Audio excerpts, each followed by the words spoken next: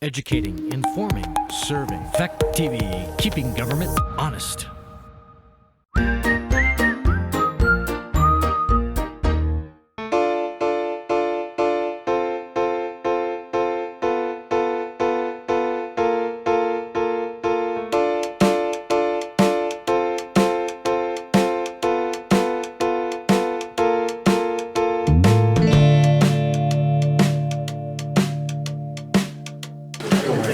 Okay, well, this is a pretty nice sized crowd.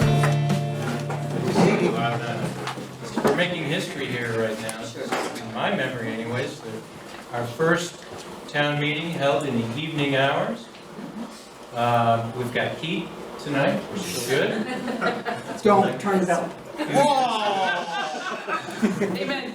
Last year we froze, and what's gonna happen again? No way. So it's nice to see all of you out here. Before we actually get going, just a few housekeeping things to speak of. By the way, my name, there are many faces out there, people that I don't know, which I take as a good sign too. Maybe some of you, this is your first town meeting. My name is David Parker. I have been your moderator. I may be, again, depending on your vote. But I welcome you to our town meeting. And we try to keep things kind of loose here, but still following the law. And making sure that the business of the town gets done. That's my job tonight, is to make sure that you are able to do what you want to do as townspeople, and to do it in a way that follows the law. We do have food tonight. Anytime you're hungry or anything, just get up and get yourself something, whether it's a cup of coffee or something to drink. There is a jar for donations there in the back, and the donations this year are being split between the Brookline Meeting House and the Round Schoolhouse. So anything you contribute into that jar will get used by both organizations. Normally, in our daytime meetings, our representatives from Montpelier have been Carolyn Partridge and Matt Trebert. Matt has just retired recently. That leaves us with just Carolyn, and she had a school board meeting up in Wyndham. It started at 4 o'clock this afternoon, a meeting that she had to be at, and she was going to try to shoot for being here as close to 6 o'clock as she can to talk to us a little bit and to answer any questions you might have. So I passed on the word to her folks that whenever she walked in, it was fine with us. We can stop what we are doing and suspend the rules of the meeting if you go along with that, and allow her a chance to talk with us and answer your questions, and then we can get back to the meeting. Is there anybody in the audience who is not a Brookline voter? Okay, could I have you stand up? Okay, just so we know, you won't be able to vote.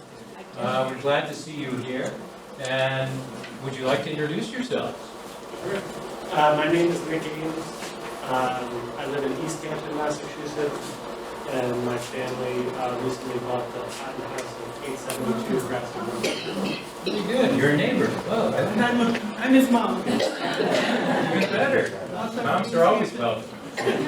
Great. I didn't mean to put you on the spot. I'm Mike Foley. I'm the current at-large board member to the West River Educational District, so I do represent Brookline. So I thought I'd show up for a little while, see if there's any questions. Wonderful. Wonderful. Well, I welcome all three of you. It's nice to see you here. Anything else? I'm trying to think on my list. Is Julie Livornia here? No.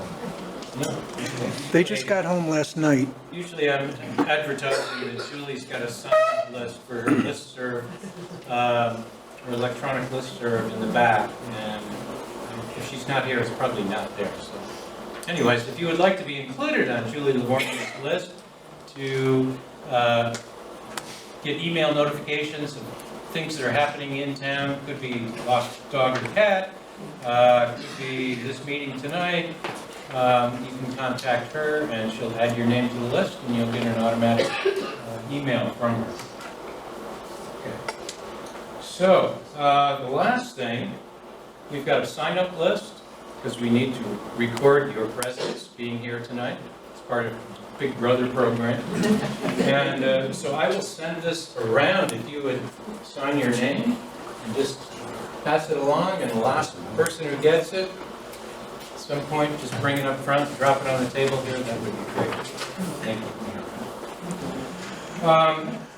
If at any time during the meeting you have a question or something, particularly of me, what's happening or something, please ask.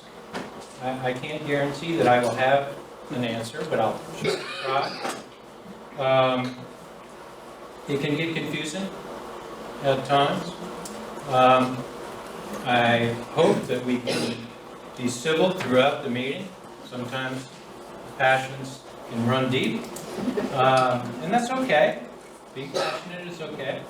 My job is to make sure that we stay that way and are polite to one another. Please address your comments to me, the moderator, up front, and not at anybody in the audience. And usually, if somebody makes a motion, that person is usually granted the ability to speak to that motion first. We have in the past tried to use a 2-minute rule for speaking. You can speak once, and you won't be recognized to speak again until everybody else who has wanted to speak has a chance to do that. So we want to see what you have to say and allow that to happen in a way that works. So, any other questions before we begin? Let's begin. I'll read the warning to you and we can kick it off. The legal voters of the town of Brookline are hereby warned to meet in the multi-purpose room at the Brookline School Building in the said town of Brookline on Monday, the 2nd day of March, at 6 p.m. to transact the following business. And the first article, Article 1, is to elect a moderator. And nominations for that position would be in order. I'd like to nominate David Y. Parker Jr. for moderator. Okay. David Parker Jr. has been nominated as moderator. Any other nominations? Hearing none, let's go to a vote. All in favor of electing David Parker Jr. as your moderator, please say aye. Aye. Those opposed, say no. The ayes have it, and thank you. One of these years, I'm going to say no. I haven't quite got to it. Article 2 is to elect a town clerk. The nominations again would be in order. Nominate Guy Tanza.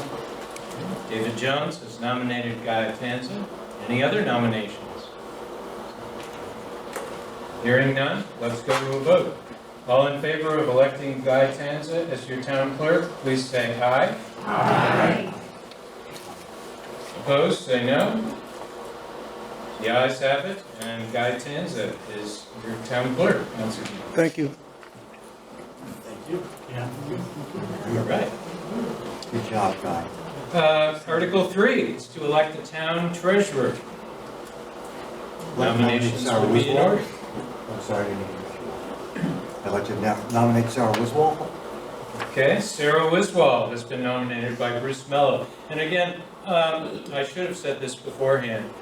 When you speak, before you speak, please state your name. That would be very helpful for Guy, who has to transcribe this meeting into the minutes that you will find in next year's booklet. So that would be great. And please speak up. I know I have trouble hearing in my older age, and so if I ask you, what? Please don't be insulted. It's just my disability. So I'm sure there are others who join me in this regard. So please try to speak up.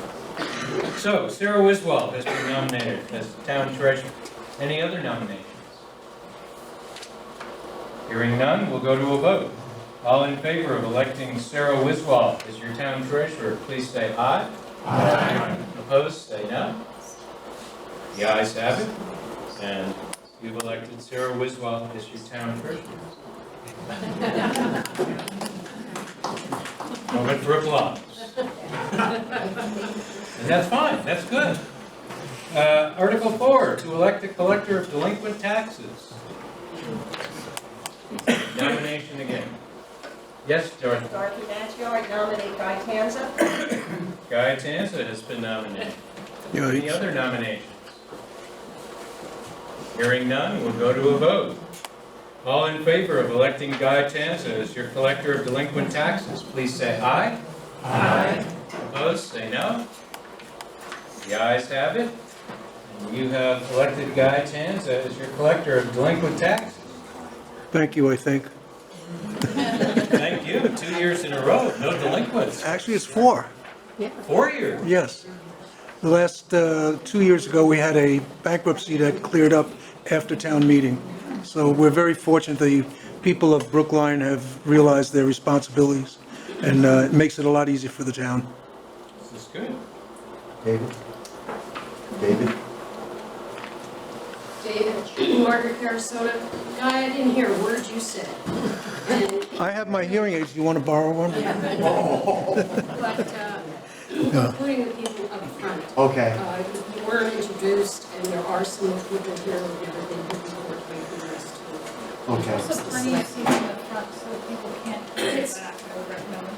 It's not that. Guy was talking to the front, not to the Thanks for saying that.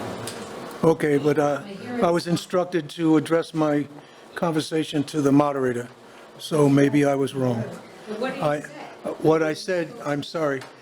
May I address You the... could repeat, yes, for Margaret and the rest of the audience in the back. What I said is that we've had 4 years in a row now without delinquent taxes. The book said 2, and that's pretty much correct when it went to printing. We did have 1 year where there was a bankruptcy, but it was cleared up after the town port went to print. And I want to thank all the residents of Brookline who realized their responsibility and obligation. It makes it so much easier for the town to operate their budgets because we have to pay high school taxes whether you pay it or not. And it just makes it a lot easier in a small town, so thank you. Good. You good to go?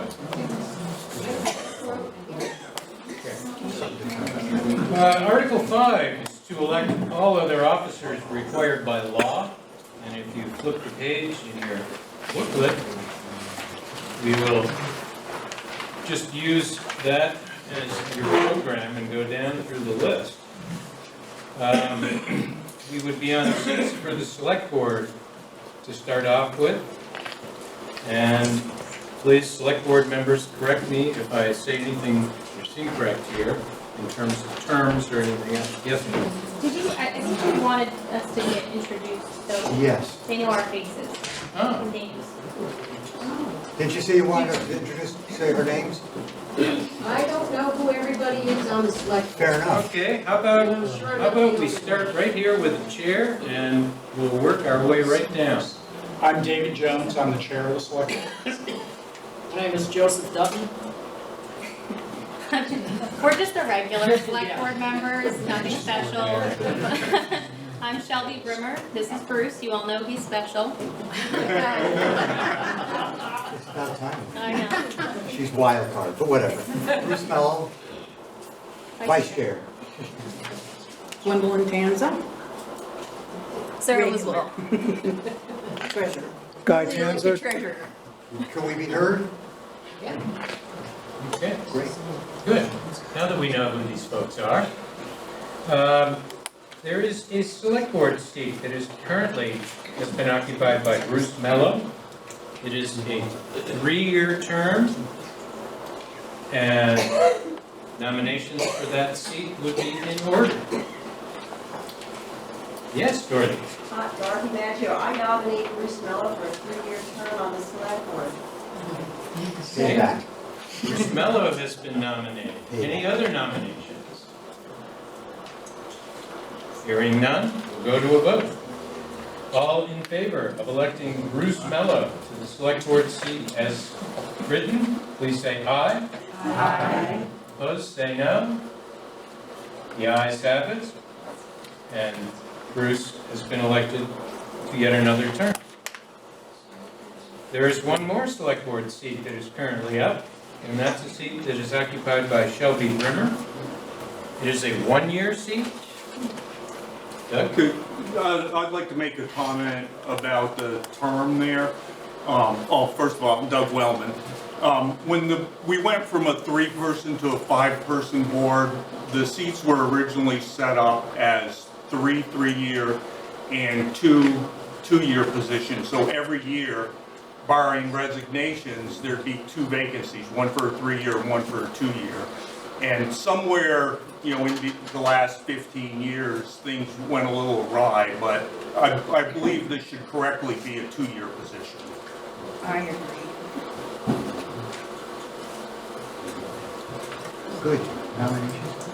I guess I would just say that having been on the board for several years and been on the board with people prior to that, I'm not comfortable making the change to that unless we do a little this is the structure that has existed for at least the last 3 years that I'm aware of. Yeah. So I don't necessarily doubt, although I think we've also had some previous conversations a few years ago with prior board members that seemed to reinforce that this was the structure that had been put in place, so that there was always a 1-year term. But I just, I wasn't around when the change first took place, but I was on the board for several years after that.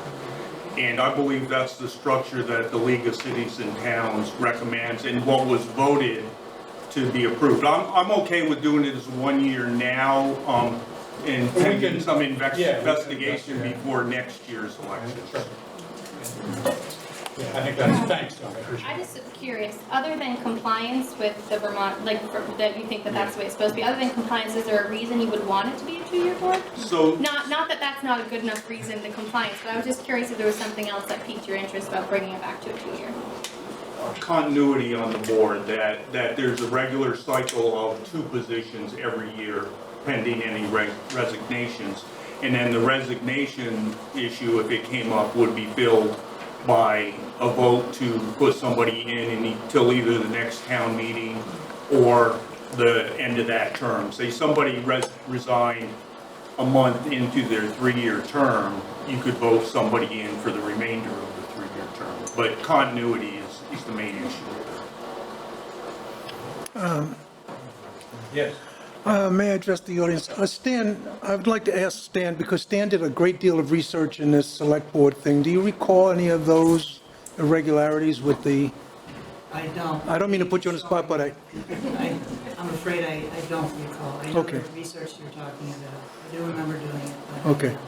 I know there were, at the time, I think you asked me to do it because it looked like some of the terms, we didn't know when some of them ended and when some Right. of them started, so. we, I'd have to go back and look at that. Okay. I have a feeling that when Be happy to help people with that resigned next year. things, that's where things got off track.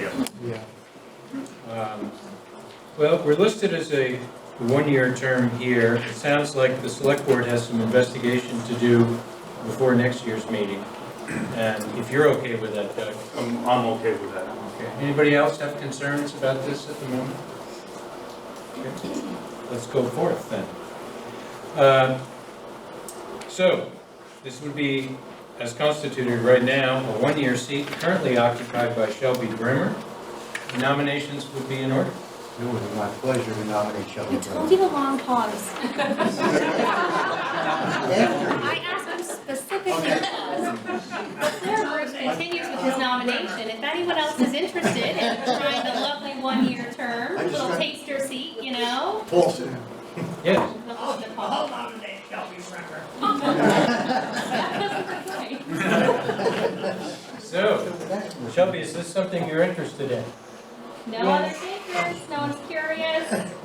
Feeling feisty today? No one? Forget it, you're in. Okay. Yeah, we can also survive.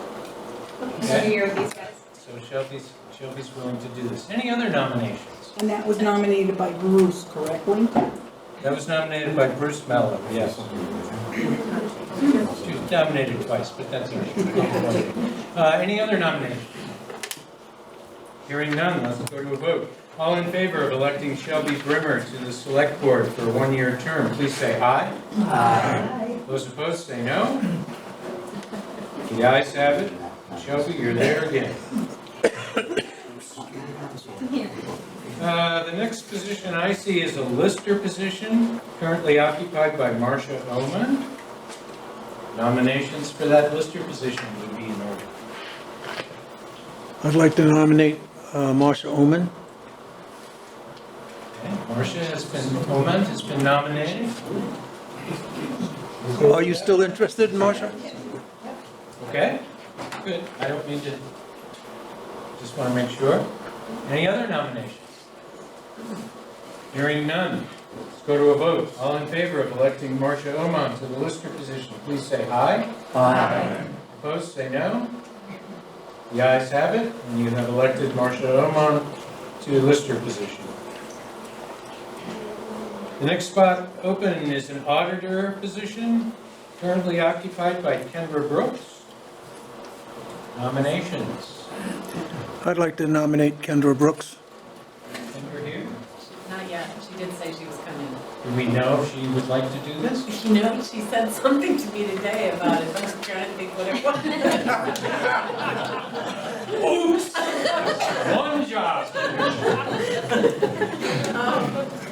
Yeah, does she? I'm sure she. Sure. I have no clue. You know if she wants it? All right, well, at the moment, let's just leave it at that. Kendra has been nominated. Anybody else? Okay, hearing none, let's be positive. Think positively. All in favor of electing Kendra Brooks to the auditor position, please say aye. Aye. Opposed, say no. The ayes have it, and whether she knows it or not, she's an auditor again. Okay, let's see. The school director position is next on the list, but there's a separate article for that.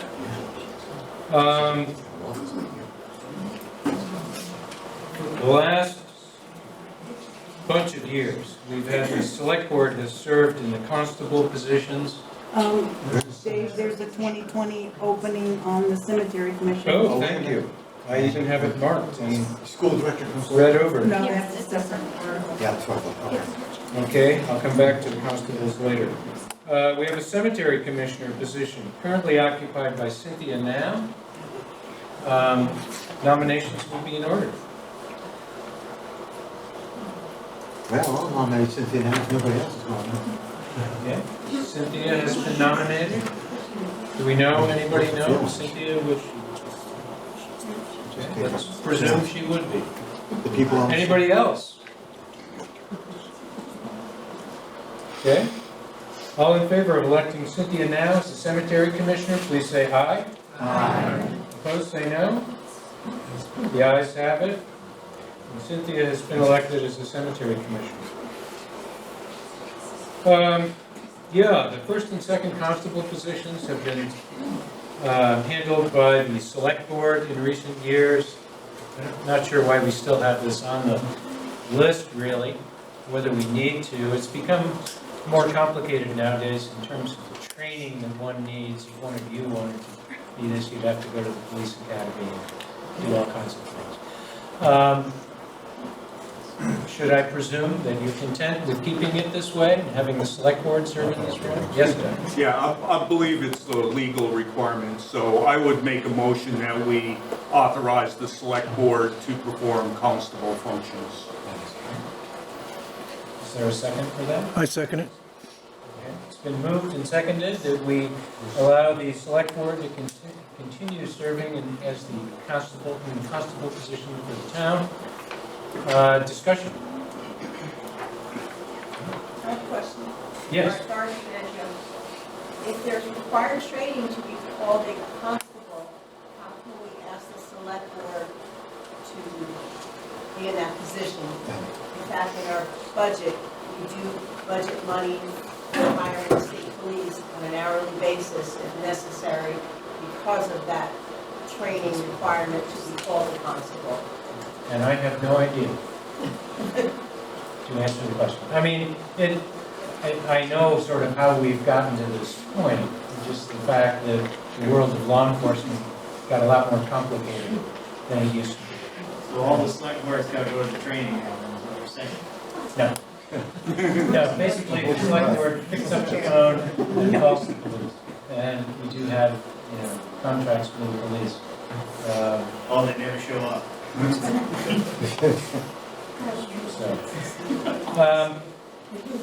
So, to get back to the question, all in favor, or any more discussion on this? And I don't know the answer to your question. Samara? I'm Samara. I was thinking that if Ms. Partridge shows up, perhaps we should pose this question to her, since it's a state law. You know, maybe it's time to update that law so it's in keeping with the 21st century. Yes, ma'am. Stan Noga, I'm not so sure that the regulation, the law that is applicable actually requires the select board to function as a constable, but more in the vein of serving as a sounding board or focus for input from the community if something happens, to then, if it's not a real emergency and needs intervention by the police, the town knows to go to the select board and the select board then can contact the contact. I somehow had that feeling in the background when I was on the board way back when, that was part of the discussion. Because the law doesn't make sense, as been pointed out. It's more of an administrative, Well, it's kind of a term used. one of those laws. There are probably quite a few others too. Yeah. Still there for some reason. All in favor of having the select board serve as the constable for the town? Say aye. Aye. Those opposed, say no. The ayes have it, and we will continue along this vein. And Samara, when and if Carolyn shows, that's your question. Beautiful. The next position is trustee of public funds, currently occupied by Guy Tanza. Nominations for being ordered. Leanne Parker, I nominate Guy Tanza. Guy Tanza has been nominated. Any other nominations? Hearing none, we'll vote. All in favor of electing Guy Tanza as your trustee of public funds, please say aye. Aye. Opposed, say no. The ayes have it, and you have elected Guy to that position. The next position is that of town agent. Again, another hat worn by Guy Tanza. Nominations. Yes, sir. Dorothy Maggio, I'll nominate Guy Tanza. Guy Tanza has been nominated. Any other nominations? Hearing none, let's vote. All in favor of electing Guy Tanza as your town agent, please say aye. Aye. Those opposed, say no.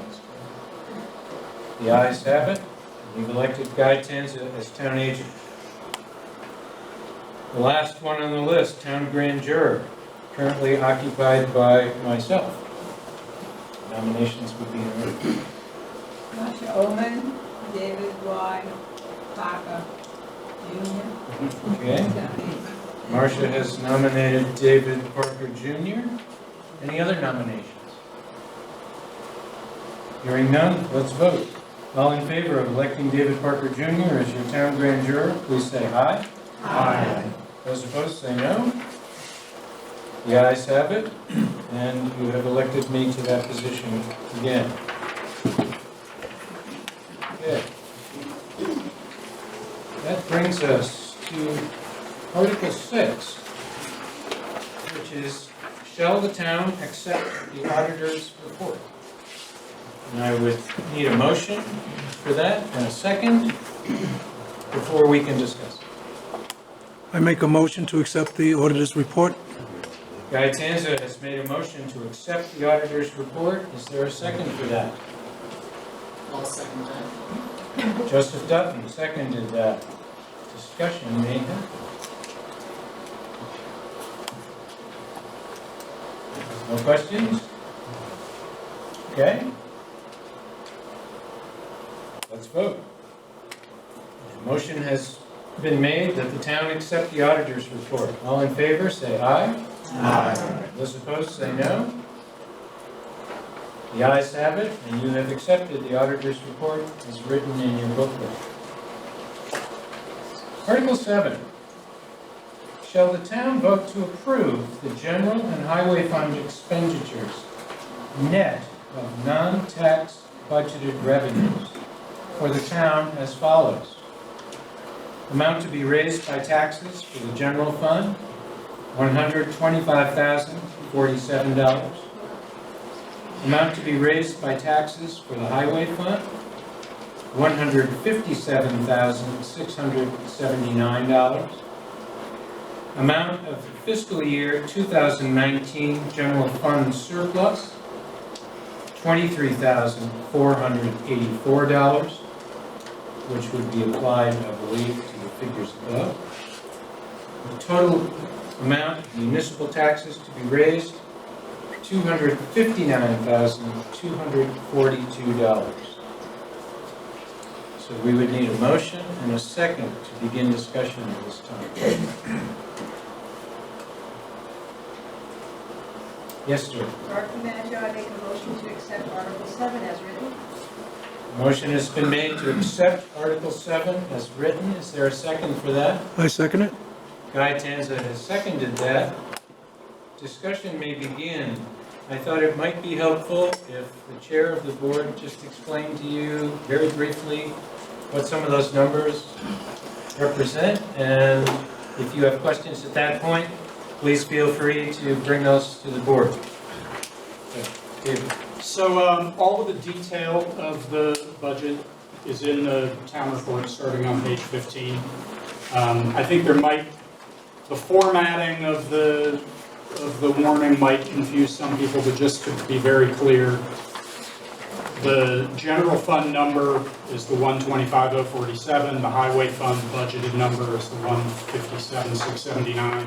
We have a surplus from fiscal year 2019 of $23,484. So that gets, as David said, that gets deducted from that amount to bring the total municipal taxes raised to the 259 and 242. I guess I'll just add, taking out of play for the moment the surplus from fiscal year 2020 to fiscal year 2021, the general fund budgeted amount is about $183 less than we budgeted in the previous fiscal year.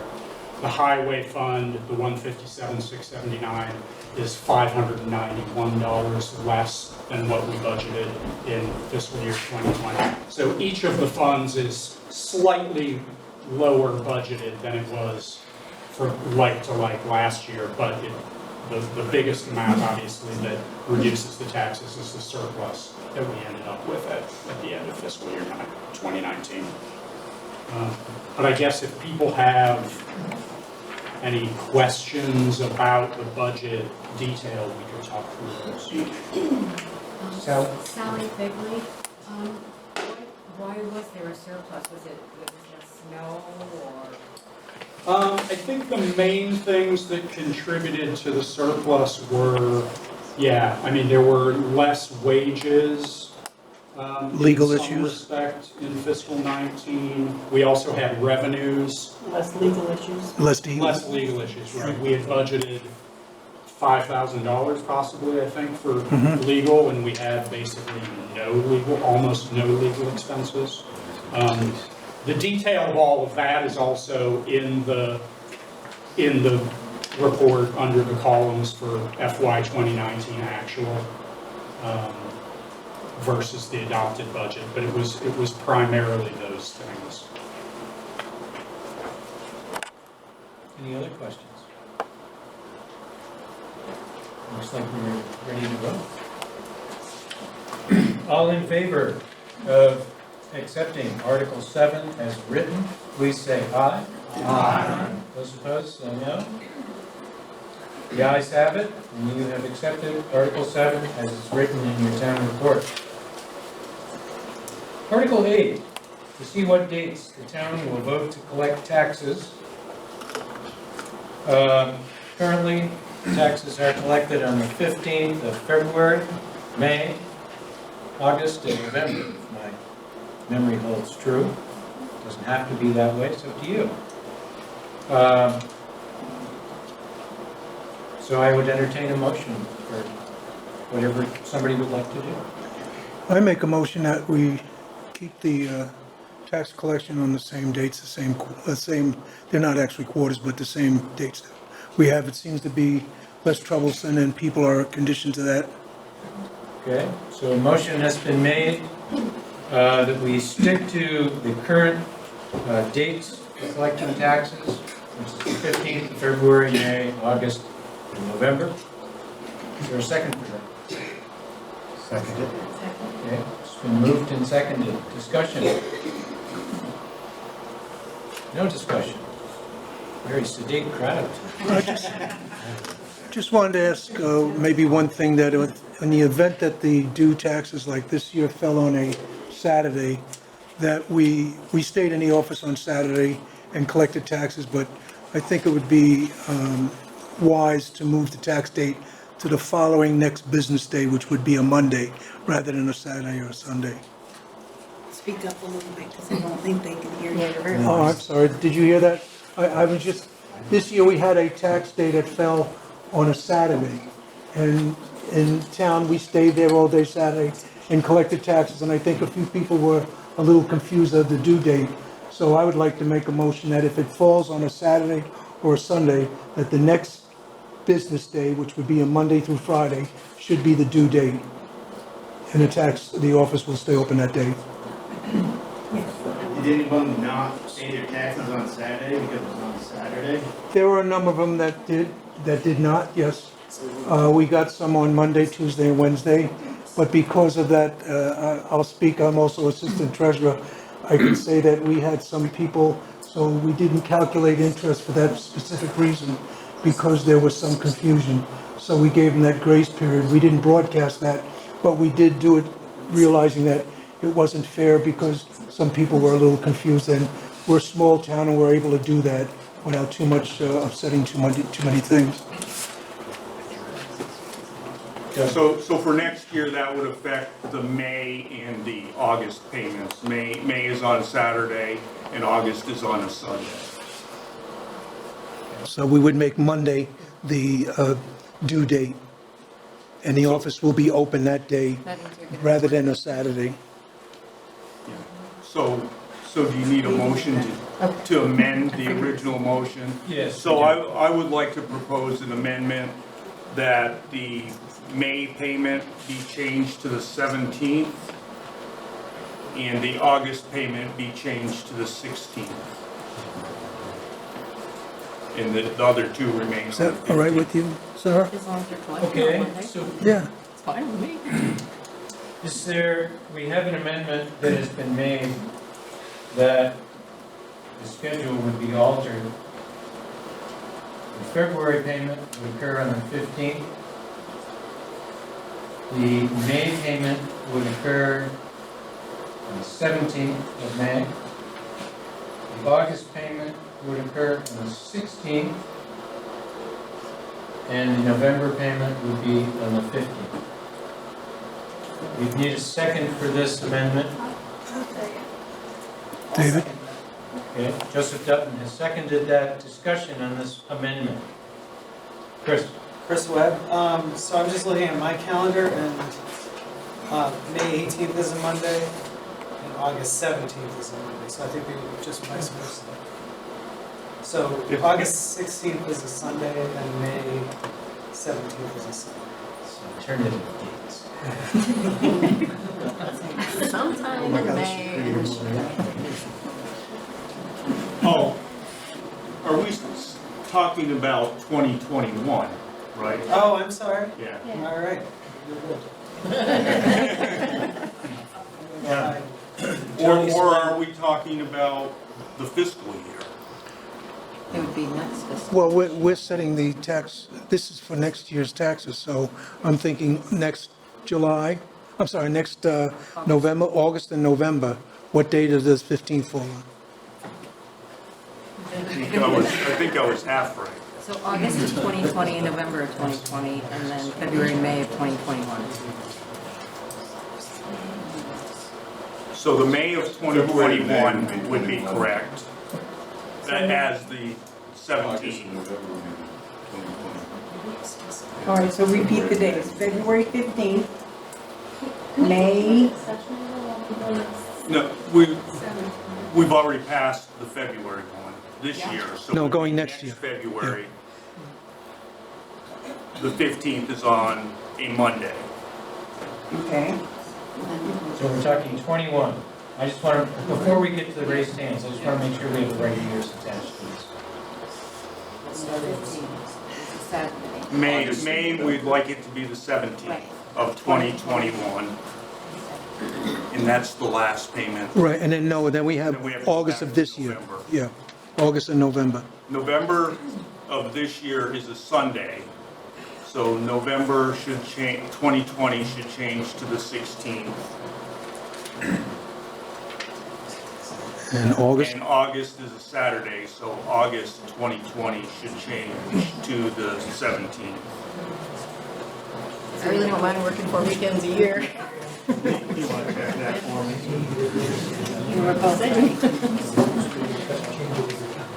well, what's your thinking? You're the treasurer, you're the, I don't care, like, if you want to leave it on the 15th, I don't mind working a weekend here and there, but it just seems like this is crazy. All right, I just want to review this before we go to discussing, just so we all know what we're discussing. Samara, something that bears on this?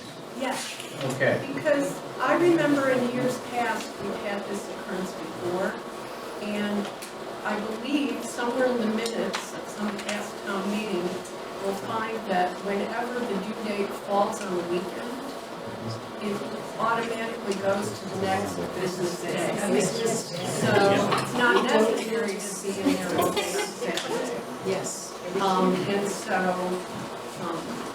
somebody might have to go home through those minutes, but I remember that when, in years past, this came up. Okay. It's no harm to specify the specific dates, that might be clear. Right. It might make it more clear. And in addition, I know when we printed tax bills, in the past, when this happened, we did physically change the date on the tax bill, so that when your tax bill was printed, it was printed with the actual next business day. Just for the record. Okay. So there's no harm in attaching the dates to it, No harm. because this is what practice has been. Okay? Good. Margaret, something you wanted to say? I thought I heard Samara say that that wasn't the practice, it was just the next business day, like every government thing that we have to pay for our taxes do. When it's a Saturday or a Sunday, it moves to Monday automatically. No legal business can be conducted on that Saturday or Sunday. It's the business day. So to set the dates ahead of time, I don't think we need to do. That's up to the treasurer to put those dates on the bill. It might be more, sorry. Yep, go ahead. I agree with Margaret in principle, but since it's coming up again this year, I don't think it will hurt anything to spell the dates out now. So. It may be redundant, but in this case, it's okay. Yes, John? Johnny Swing, since we have a town office that is open on Tuesdays, why don't we have it the Tuesday following? I'm just saying, guys, there on Tuesdays, why have them come in a special day to collect taxes? Oh, boy. Why not just put it on the day when you're well, oh no, it doesn't matter to me one way, excuse me, may I speak? It doesn't matter one way or the other. I'm just trying to eliminate any confusion, because we have some people who live out of town who pay taxes, and they get a little nervous. Some people are very cautious, and careful about paying their taxes, and we get a lot of calls, well, my tax is due today, tomorrow, or Monday.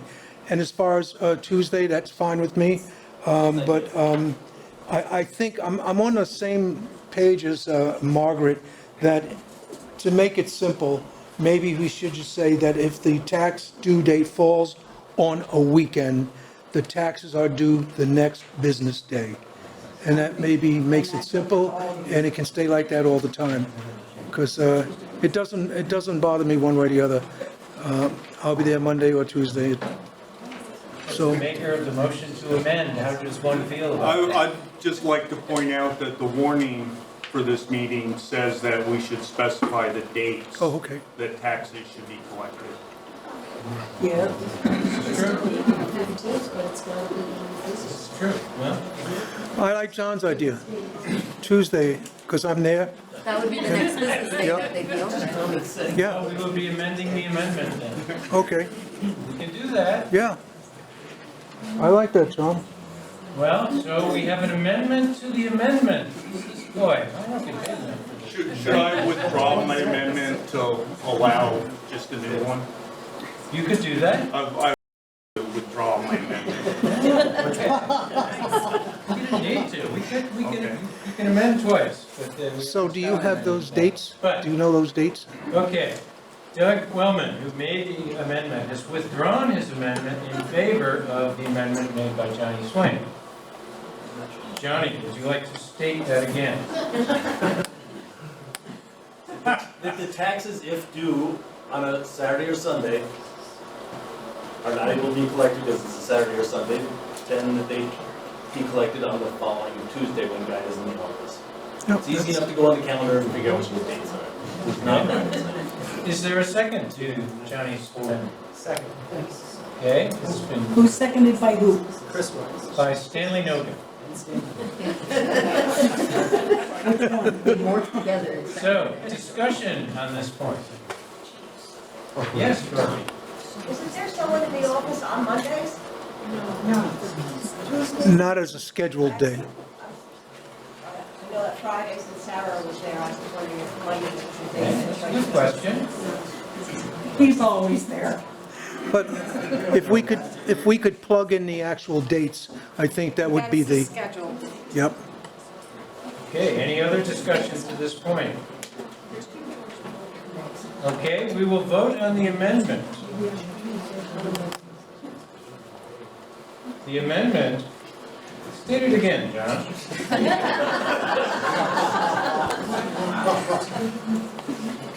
The collection date for taxes, if it's on a Saturday or Sunday, would be the following Tuesday, when Guy is in the office, and we all know the town office is open Okay. on Tuesdays. That way, now, is Guy there? It's Monday.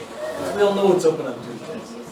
All right, so if the collection dates fall on a Saturday or a Sunday, the actual due date will be on the Tuesday following. Yep.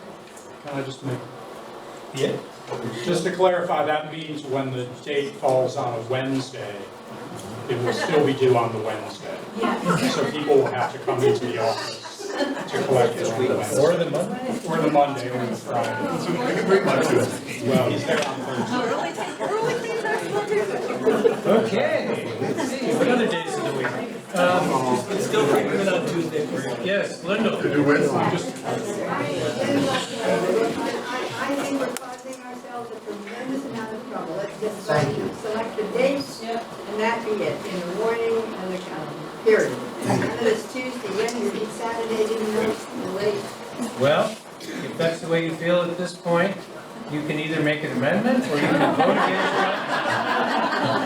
Because that's what's on the floor right now. Joseph? I would like to just clarify Johnny's amendment so there's no confusion. This would be for February 15th, May 18th, August 17th, and November 15th.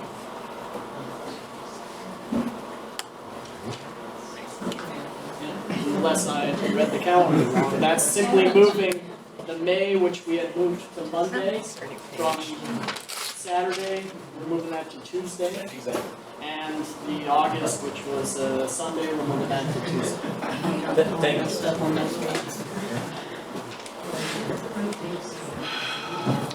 Taking a deep breath.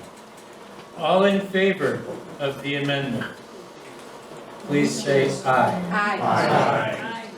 Those opposed, say no. I believe the ayes have it. Okay, so you have approved the amendment. Now, we need to fold the amendment back into the original question. That would mean, reorient yourself. The dates the town will collect taxes, should one of those dates fall on a Saturday, the taxes will be collected officially due on the following Tuesday. All in favor of this setup for the next year, please say aye. Aye. Those opposed, say no. The ayes have it. And we will be collecting taxes on the basis of what we just went through. If there are any delinquent taxes this year, we don't. No, we'll be good. Okay, moving right along, Article 9. Shall the voters appropriate $5,906 to be raised by taxes in continuing support of the following organizations, a list of which I will not read.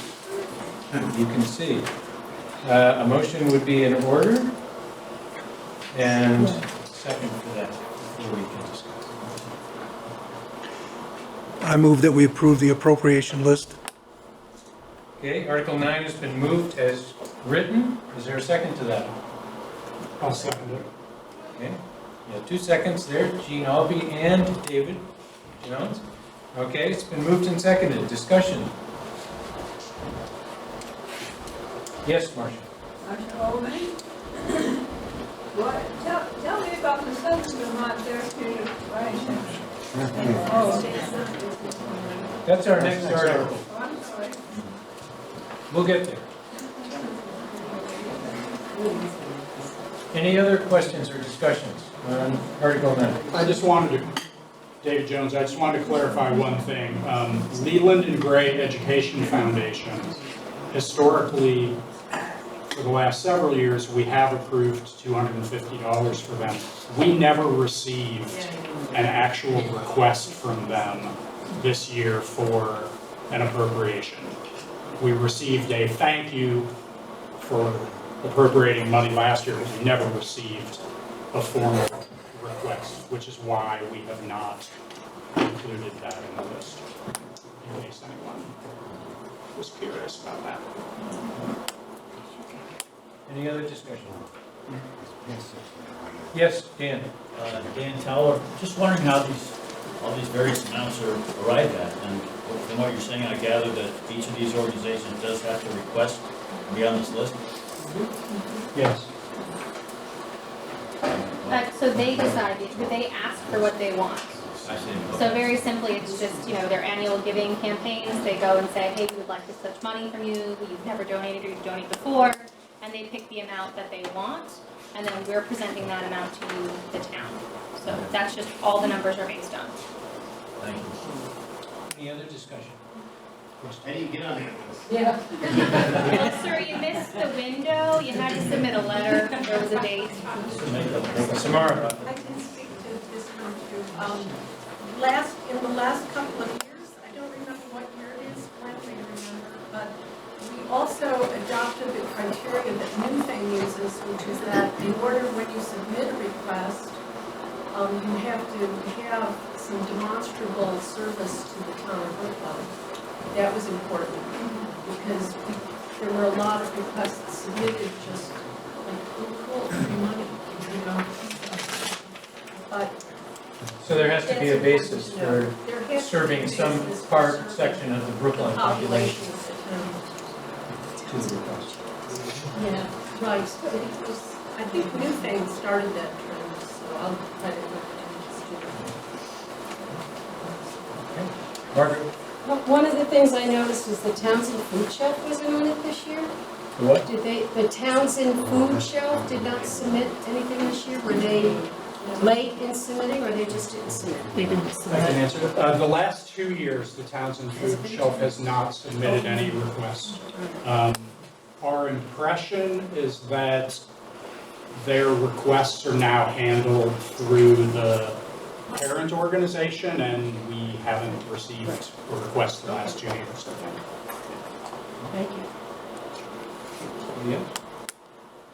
Let's go to a vote then. All in favor of approving Article 9 as written, please say aye. Aye. Those opposed, say no. The ayes have it, and you've approved the sum of $5,906 under Article 9. Article 10, shall the voters appropriate $500 to be raised by taxes in support of Southern Vermont Therapeutic Riding Centers? Need a motion and a second. Yes, there would be an explanation about that. Well, we need a motion and a second first, and then we'll try to get an explanation for you. I can't make a motion. It needs to come from one of the others. Okay, Lyndall Bowl has moved that we appropriate $500 to be raised by taxes in support of the Southern Vermont Therapeutic Riding Center. Is there a second for that? I'll second it. Okay. Eddie Horton has seconded that. Now we may discuss. There's a question out there. Who seconded it? Betty Horton. Betty Horton. There's been a question as to what's up with Article 10. So are you curious what the Southern Remote Riding Center is?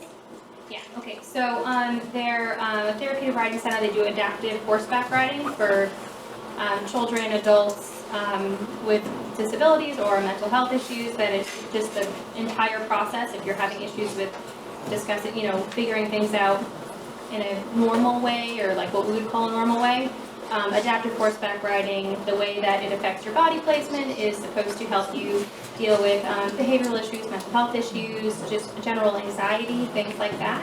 And I know Samara is saying that it was an actual, like a rule that we only include things that are like related to the town, or That have an impact on the that town. have an impact on the town. And when we were putting together what to include in this year, we went back and forth on how we decide what is important to the town, because we don't know who might use what service or how it might impact their families or their individual community or people that they know or care about. So we kind of went with this year. They had asked in previous years, so we decided to include it just to see what people thought about it. And that's the only reason. It's just kind of in there in kind of the effort of transparency, just providing everyone, and then you as the town can tell us if you think that it has an impact on your community. And you don't have to think it has an impact, but you have the option to decide if it has an impact.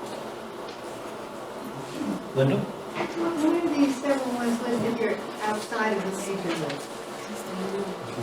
Because it's the first year that they're being presented to the town. So if the town approved either of these requests, next year they would be included under the larger block. Yeah, and they'd be voted on this week. If they submit a request. Yeah, if they submit a request again, and if they're voted on and approved this year. So these are both new to the request process. Yes, Dan? Just wondering, has the select board voted on either of these items? Do they have a position? Anything in favor? We only vote on whether to include them in here or not. We vote just like you do in a minute individually on whether or not we want to support these being in the budget or not. So it sounds like they're leaving it up to the voters. No comment. Margaret? I do know that many students from Leland and Gray, whether they're from Brookline or I don't know where they are from anymore, use the therapeutic program. And they really, really benefit from it.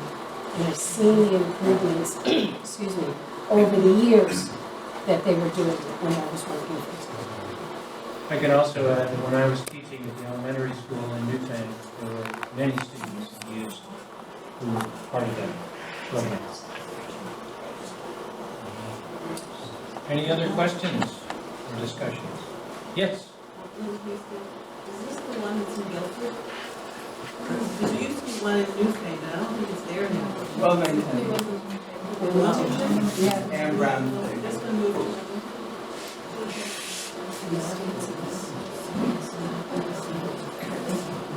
Any other questions? Comments? We'll go to a vote. Article 10. The motion was that the town should appropriate $500 to be raised in taxes to support the Southern Vermont Therapeutic Riding Center. All in favor, say aye.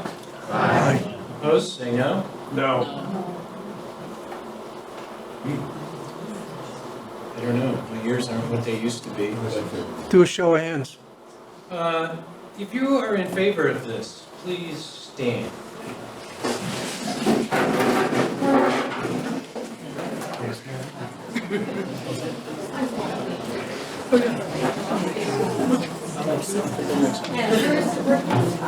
Yeah. You may sit down.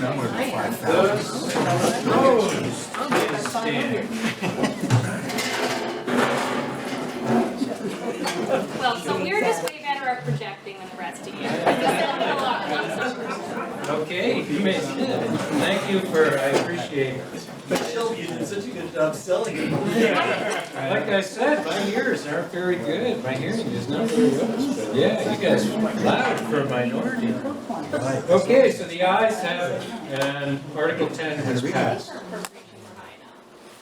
Article 11, shall the voters appropriate $250 to be raised by taxes in support of Winston Crowd?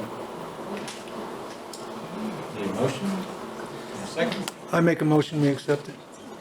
Motion has been made to appropriate $250 for the Winston Prouty Center. Is there a second to that? I'll second it. Okay, it's been moved and seconded. Discussion may happen. Yes, Dan? Pardon my ignorance, can someone explain what that is? No problem. That's not ignorance. That's desire to be educated. Did so well last time, Shelby. Okay, so I'll go into my Rolodex of nonprofits in the area. I don't have a lot of experience with Winston Prouty. It's one of for really young kids, newborns, family, child support types of things where there's programs and resources for parents with young children. And I think that they've got, do they have one of the daycare? Are they any of the child care centers? No, that's EES. Yeah, so I don't know, it's related to, you might know better, I don't know much about it. It's part of the EE program. Okay. Which is very essential helping with special ed students, which is what they were for. And they get very early intervention. We have sent Like at many birth. students to the Crowdy Center. And it does a wonderful job. Winston Prouty has been around for quite a while. It's down in Brattleboro. They identify children at a very young age who have disabilities that are going to need to be addressed. David, you knew the whole time? Yeah, well, I'm not supposed to say this. If I can chime in with something helpful, I will.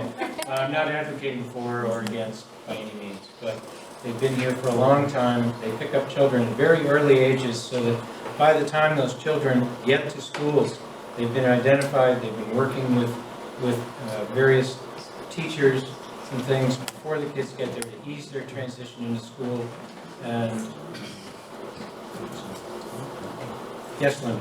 Because I work as a guardian ad litem with kids that come into state custody, and the Winston Prouty Center is amazing. When a child is remanded to stay with a parent on conditional custody, they will work like beavers or whatever with that parent and that child, and prevent this child coming into state custody. It's a really worthwhile. There's none other like it in our area, and it's really worthwhile for the kids. Any other questions or discussion? Okay. Let's go to the vote. It's been moved and seconded. The motion has been made that we approve $250 to be raised by taxes to support the Winston Prouty Center in Brattleboro. All in favor, say aye. Aye. Those opposed, say no. The ayes have it, and you approved Article 11 as written. Article 12. Shall the town vote to collect its current taxes by its town treasurer pursuant to 32 VSA section 4791? I believe this is a boilerplate article that we have to approve every year. Basically just stating the obvious, but we have to do it. So we need a motion and a second. I make a motion that we have the town treasurer collect the current taxes. Okay? Is there a second to that? Second. Okay. Article 12 has been moved and seconded as written. Any discussion? Okay, let's go to a vote. All those in favor of approving Article 12, that the town collect its current taxes by its town treasurer pursuant to 32 VSA Section 4791, say aye. Aye. Those opposed, say no. The ayes have it, and we'll do what the state tells us to do. At least in this case. Article 13, shall the voters approve the appropriation of up to $22,000 for recycling costs for the fiscal year 2021? Once again, a motion and a second is required to initiate some discussion. Yes, I Jordan? make a motion that Article 13 as written. Okay, it's been moved that Article 13 is written. Put forth? Seconded. And it's been seconded. By who? Miriam Holby. All those, next. This is what happens at night. Much more of a morning. Okay, we've got a motion has been made and seconded on Article 13, so discussion or questions may happen then. Can I suggest that I give a little description of where this number is coming from? And I think that's a great suggestion. So, as most of you will remember, last year we voted to appropriate up to $18,000 for recycling. Currently, we project to be, by the end of this fiscal year, we'll be over that amount by anywhere from a few $100 to maybe $1,500. The reason that we have suggested that a potentially realistic number for the next fiscal year is more like $22,000 is, for one thing, as people will probably know, the cost of processing recycling continues to go up. A year ago, it cost us, well, not quite a year ago, it cost us $135 a ton. Now it costs us $148 a ton. To compare, when we first started doing the recycling ourselves after the district in Brattleboro closed their facility, it cost us $47 a ton. So it has literally gone up over 200%. And it doesn't necessarily show signs of stopping. It's slowed down, but it's continuing to go up. So we project that it's going to continue to cost more to process this. The other thing that's coming down the line is the bins that we use, that Triple T manages and we use, are bins that have been loaned to us by the Wind and Solid Waste District that us and 18 other towns are part of. Those bins are degrading, and a number of them have already had to be pulled out of service and scrapped. More of them are going to need to be pulled out of service and scrapped, and there are no more to replenish them. So at some point, we don't know when that will be, but it probably will be fairly soon. We're not going to be able to use the bins for free that we have been for several years.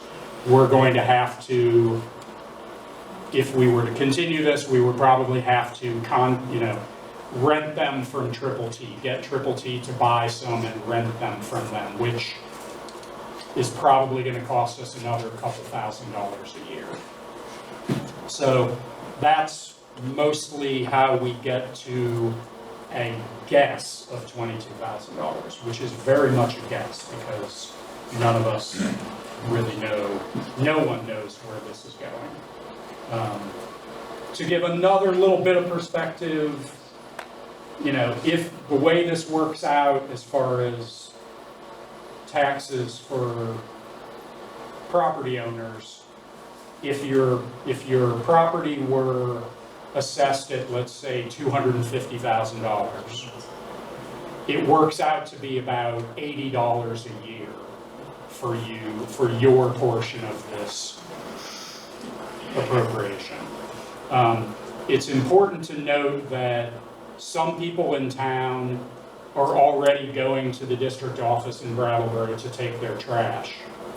If you have a permit to the Brattleboro facility to take your trash, you can take your recycling there for free. So those people certainly have a less expensive way to get rid of this. If people are already paying their private hauler like Franklin, and there are some people who are doing this with Franklin in our town, if you're already paying that private hauler to take your recycling, then obviously even an additional $80 a year is money that you wouldn't need to be spending on your own. That's kind of what the situation is. I mean, in years past, personally I'll say, in years past, I was pretty adamant that we should continue to do this. I'm less adamant anymore because the cost is just kind of going out of control, and I honestly think there's a very real possibility that within a few years no one will be recycling anything anymore because it will just no longer make even remote financial sense for anyone to do it, unfortunately. So it's kind of where we're at. Just a question for the board, whoever can answer this. Do we know if the materials we put in there are actually recycled now, or are we just paying for a glorified trash pickup? I know, there's issues with trash getting mixed in with it and stuff. Does that contaminate the whole container so it just gets thrown out? No, I mean, I would say that what we put in there does get recycled. What single stream recycling means anymore is a debatable thing.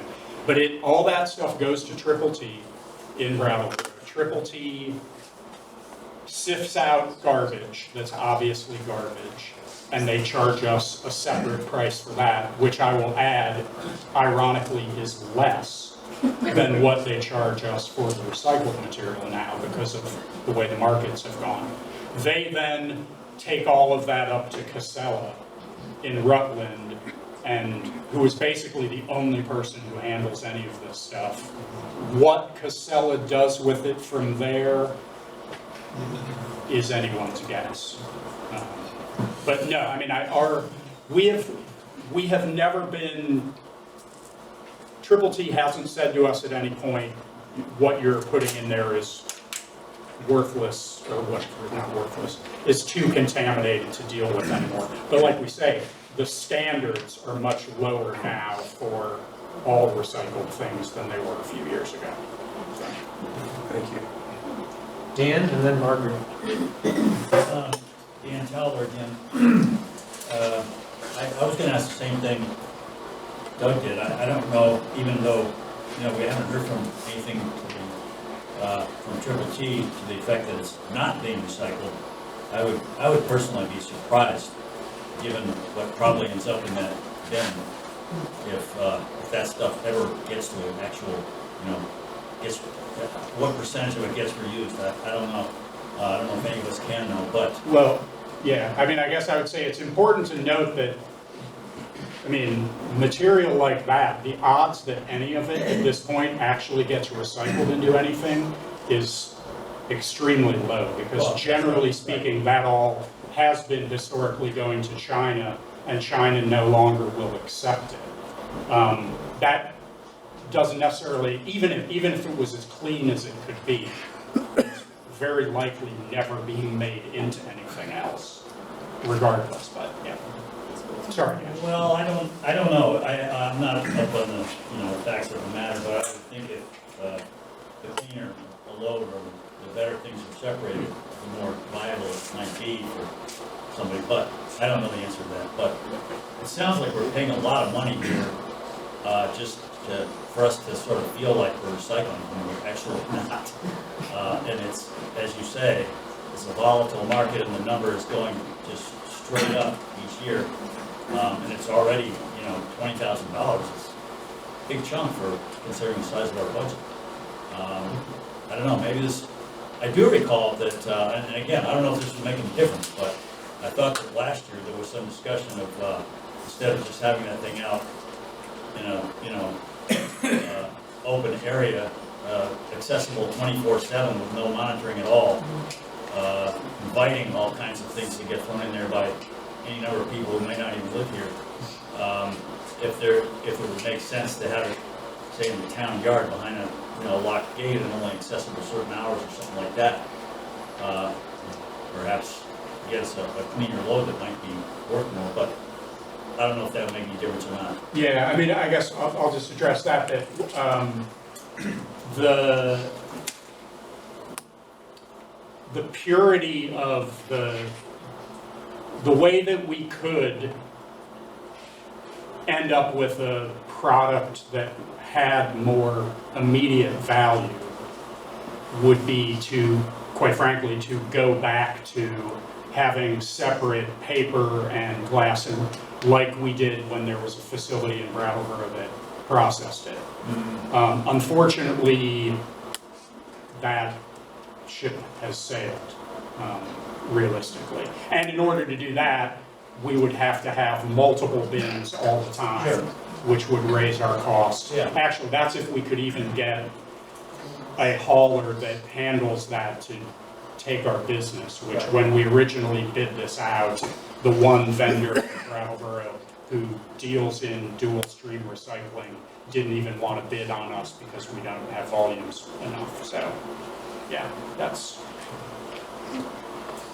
Margaret, you're next. Well, you can call Wyndham Regional. We go down to the dump and they'll give you a tour there and tell you all about what they're doing down there. We've taken students down there for years. But I'm going to open up another can of worms. The towns are supposed to provide composting. Is that the law that went into effect in 2020 in June? July 1st. July 1? Yes. Yeah, July 1st, individuals are no longer allowed to put compostables into their trash. What I'll say, as a town, we have no obligation to provide that service. If we were like Townsend, who has a transfer station where they take trash, they have to provide compost and anything that's mandated under that act. We do not have any such requirement as a municipality. We don't have to provide recycling as a service. We're not mandated to provide any of these services. And the only other thing about stopping recycling, having lived on Ellen Ware Road with me, actually I think there's more of us here tonight, the dumping that goes on down at the bottom of the hill here is, I cringe every time a truck comes on the road and has a trailer behind it for the garbage. I cringe. Because I don't know if they're taking it somewhere else or are they going to dump it down at the bottom of the last houses on the side. It's just, it's only going to get worse. That's my prediction. That was one of our concerns when we discussed getting rid of the bins. What's gonna happen when we get rid of the bins? You see the garbage that's around it now, and it's neat because he keeps it clean. But if we don't have this, that area is just gonna be unbelievable. It won't be just that dumping area, it will go down into the brook. So that was one of the dilemmas we've had about getting rid of it. What do you do? Johnny? Johnny Swing, I have a related question. Does anybody have the idea of what cost Franklin's charging for taking recycling? Yeah, if you alternate weeks, and they allow like up to 3 bags every time, so, 3 bags. If you alternate weeks, it's the same price as just your trash. So if you're willing to keep your trash over and hold your recycling over, so first Wednesday is trash day, second Wednesday is recycling, so on and so forth. It's the same exact cost as if you just did trash pickup, and I think 2 to 3 bags. They kind of are pretty loose about the average, so if you have a few bags of trash one week, and then a couple, a full bin of recycling, and then so on and so forth, you can do it all for the same price. And then there's an additional charge if you want to have every other week be recycling in addition to your trash. and I forgot what that price was. I think it's about $10. What was it? $10. $10. Well, Yeah. it was a little more, but it's more. Yeah, one thing I'll say, I just talked to Cheryl Franklin the other day, and they're going to be, like many people, they're going to be raising their prices fairly soon. So some of that is going to go up, not substantially, but a little bit. Also, something to note is depending on where you live, like on Putney Mountain, Franklin doesn't offer every week pickup on Putney Mountain to begin with. So if you lived on Putney Mountain, and I don't know if this is the case on any of the other roads in town, but if the frequency of them coming to your, to pick up is not the same, then yeah, it's going to be an additional, whatever, 10, 15 bucks a month probably.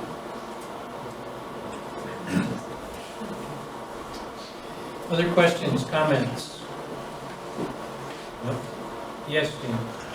Did I hear you say that they charge more per ton for recyclables than trash?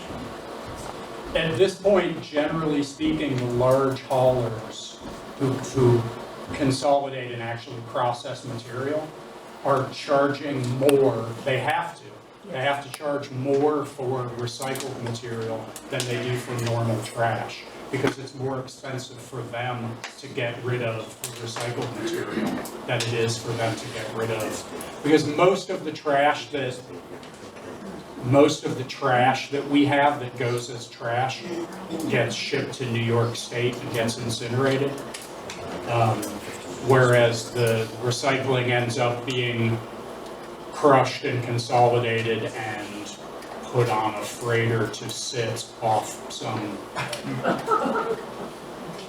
I don't know if anybody even knows where most of that stuff is going right now, but, Yes, Gene?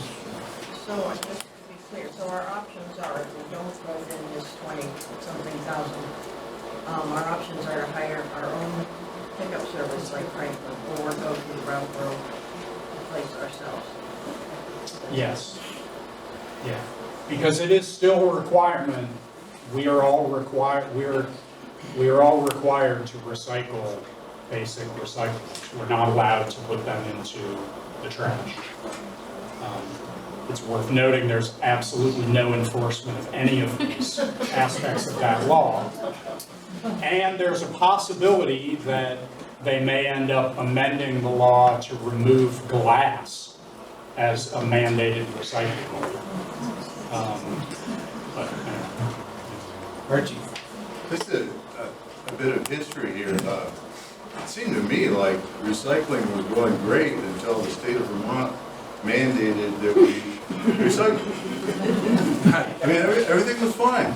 And then they passed a law to shove it down our throat. Now it costs more than, I'm not getting it. I mean, I think, well, whatever, I'm far from an expert on this, but I think most facts will bear me out on this.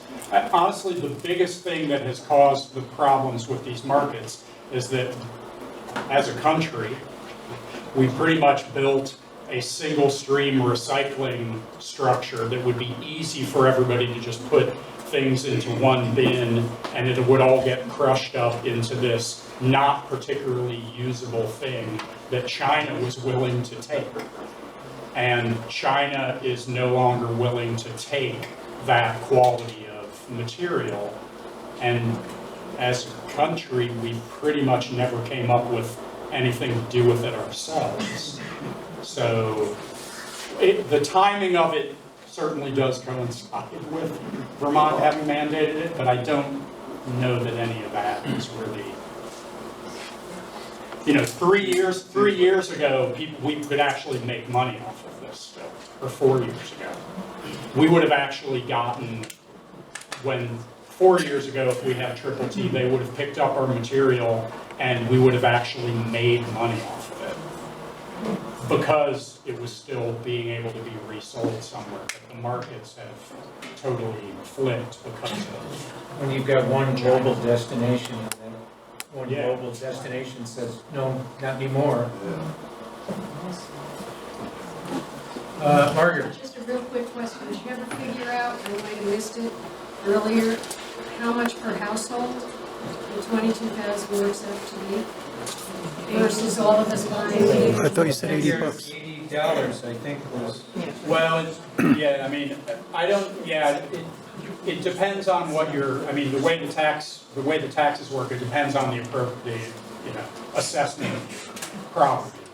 But, like, if your property was assessed at $250,000, then this 22,000 would work out to be about $80 a year. So, if your property is less than that, it would be less more. But and it's important to note that, like we say, when this 22,000, if the cost of getting rid of this were to continue to go up and up, $22,000 may not be enough. That's what we think would be enough for that fiscal year, but it's very speculative. Mr. Moderator, question. Yes. No. Get back to it. Yeah. Sorry, I was napping. All right. Let's vote on this. The motion was made to approve or appropriate $22,000 for recycling costs in 2021. All those in favor say aye. Aye. Those opposed say no. No. My ears say the noes have that one. I think it's because their voices were deeper. Stand them up. Let's stand. If you voted no, please stand.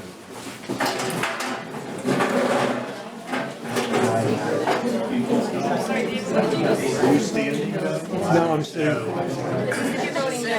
You voted no. You're not, are you just? No, I'm neutral. So this is it. Yes. That's what I'm Not really voting. Okay, they sit down. People who voted yes.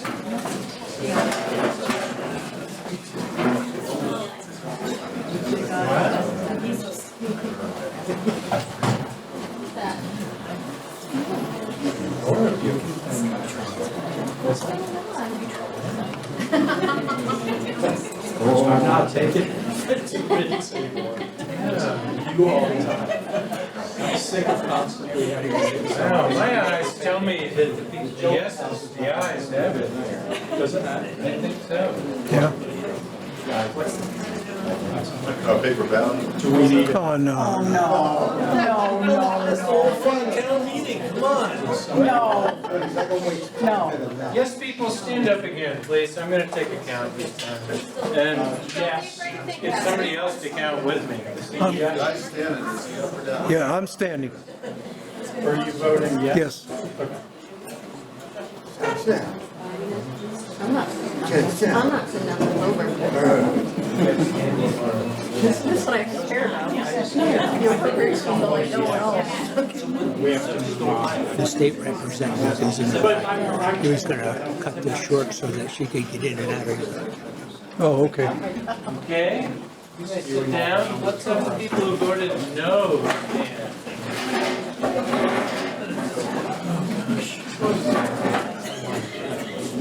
Get people on the ground back there, like, don't count me as a no. Dropping to the ground. The ayes have it. Yep. 25.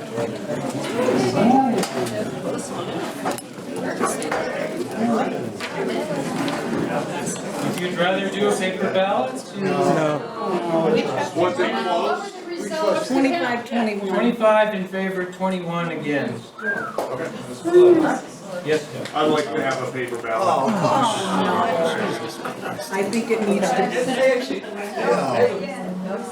I think it's really interesting that the people that we voted to represent our town unanimously voted against it. No, they didn't. No, they didn't. Who voted against it on our select board?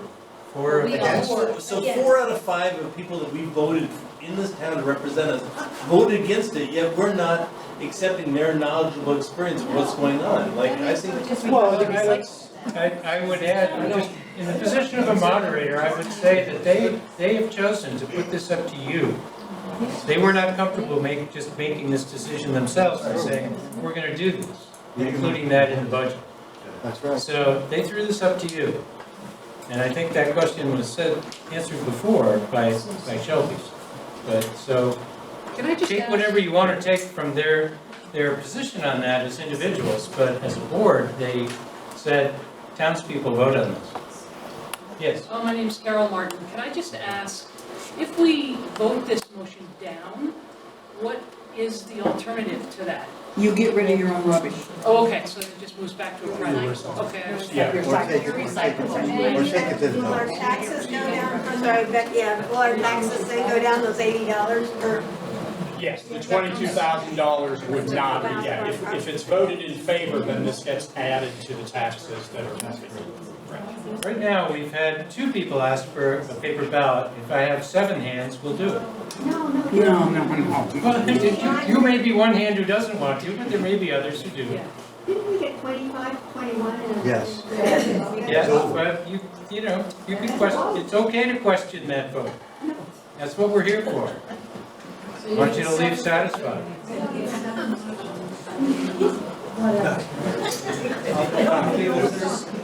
There are 3 hands for a paper ballot. So anybody who wants a paper ballot, put your hand up right now. We'd like to. 6, 7. Okay, we will go to a paper ballot. If you vote, this is okay, folks. This is okay. A yes vote means you're in favor of Article 12, or 13 rather. A no vote means you're not. Tell Dave that she's here. Yeah, no, he's aware of it, he's seen it.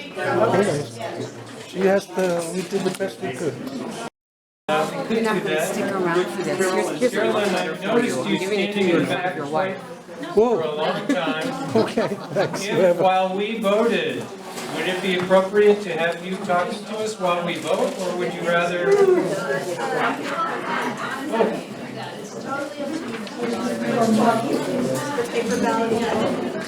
If you would rather have a more interested audience, we could wait. Find some paper. I got paper right here. Shelby, we should delay the vote until after Carolyn talks. All right, whoa, folks, hang on for a minute, please. We've had a suggestion to delay the vote, to allow Carolyn to speak to us, suspending the rules of the meeting, allowing her to do her thing, and answer your questions, and then we'll vote afterwards. I would entertain a motion to suspend the rules of the meeting. So need a second for it? Seconded. Okay, it's been moved and seconded that we suspend the rules of the meeting to allow Carolyn Partridge to speak to us. All right, could you? All those in favor say aye. Aye. Those opposed say no. The ayes have it, and we'll hold off on the vote. That'll allow us to tear some paper up. Yes? Who motioned and who seconded? Us. The working team. Okay. Good. And before you begin, Carol and Kendra, now that I see you there, you were elected an auditor again. Yeah, I figured. Okay. Not going anywhere. We figured she's not. She'll do it. All right, hey, well, thank you everybody for allowing me this time. Thank you for instructing the orders committee to let me speak. I was speaking for 3 3/4 hours. There's only gonna be one person doing one Little bit dry. Only one person But, gets one ballot, there's only 3 people. I want to visit with you. I'm really glad to be able And I know to who have they this are. opportunity. As you can see, my buddy Matt Truber is not with me. Matt resigned. I talked a little bit about it in the town meeting report that I have in the back. Please take a copy. It tells you a little bit about what we're doing. I also spent a lot of time talking about the weighting study, which is something that has to do with the way the education financing is done and the way small, sparsely populated towns have been treated by this, the weighting formula in terms of Act 60 and 68. And the fact that many of our towns have been shortchanged. There will be a meeting on March 11. up in the State House, and if anybody is interested in going, I encourage you to go. Voicing your opinion, it's now, it was just going to be a public hearing, now it's going to be a hearing of the Senate Education Committee. So it's getting a little bit of traction, but I'm really encouraging people to go, and feel free to take one of these. I can also include my information here down in the bottom. You can clip that off and then use this to start your next fire. But at any rate, I'm happy to try and answer questions. I don't want to take a lot of your time. I will tell you that one of the things that I'm very excited about working on in Montpelier, I chair the House Agriculture and Forestry Committee, is the impact that agriculture and forestry can have on climate change, and a real positive effect if done right, and if regenerative agriculture practices are used, how carbon can be sequestered, water quality can be improved, and how it can actually potentially benefit farmers. And last year we asked for a report on ecosystem service payments. There was a committee that worked really hard and did a great job looking at that. The question is, how do you come up with the money in order to reimburse farmers for this service? And that continues to be looked at. I'm also participating in a regional group sponsored by the Council of State Governments that is looking at this. I was at a meeting in December with folks down in New York State, in Hudson, New York, with people from New York, Connecticut, Maryland, Massachusetts, and one other state. And there's really strong interest in trying to do a regional sort of modeled consortium of states to make this happen.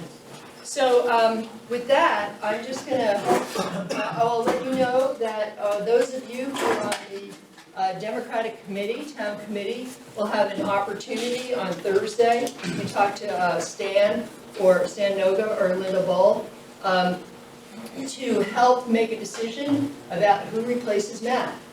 And the way that system, the process works is that we will all get together. We'll hear from the candidates. Candidates will be nominated from the floor. And we'll let them have some time to talk about their positions, how they feel about issues. And then there'll be a vote. And I would say the top 3 vote getters will be on a list that gets sent to the governor. The governor will interview, typically the governor interviews all the candidates. I went through this about 23 years ago. And then the governor gets to choose. The governor gets to choose whoever he wants. Might not be a person on that list. So we hope that it will be, and we hope that it will be from the same party, but that remains to be seen. So if you have questions, I have a little notepad here and paper. I'm happy to, if I can't answer your question, I'm happy to get the information and get back to you. But if you ask a question, I can't answer it. I need to make sure I have your contact information before I leave. So, any questions? Samara. Yes. Hi, Carolyn. Samara. Yes. One of the things that came up every year is that we always appoint our select board as our constabulary body because we don't have constables. And I think, well, I was suggesting that maybe we could get some sort of update to that law as to what the actual role of the constable is, or if the town does not have constables, what the responsibilities of the select board are. And I ask this as a service to the select board, who sometimes have to field some very contentious issues. And that would be a nice update to statutes. Okay, would you like the basic job description or the definition of what a constable is? Yeah, or see. And what their job is? Well, and see if it's been updated at all to account for the complexity of some of the issues that come before towns now. Yeah. You know, at Sure. what point, and also, I would also think as a select board member, the liability factors that you might face as a member of the board. Okay. So right now, in Brookline, the select board is serving as your, They serve as the constable required position, whatever that means. all right. Yes, thanks. I don't know the answer to that No, offhand. that's But okay. I'll look into it and I know how to get a hold of you some more. Yeah. Hi, Carolyn. Hi. In conjunction with that, I think there's another aspect of that.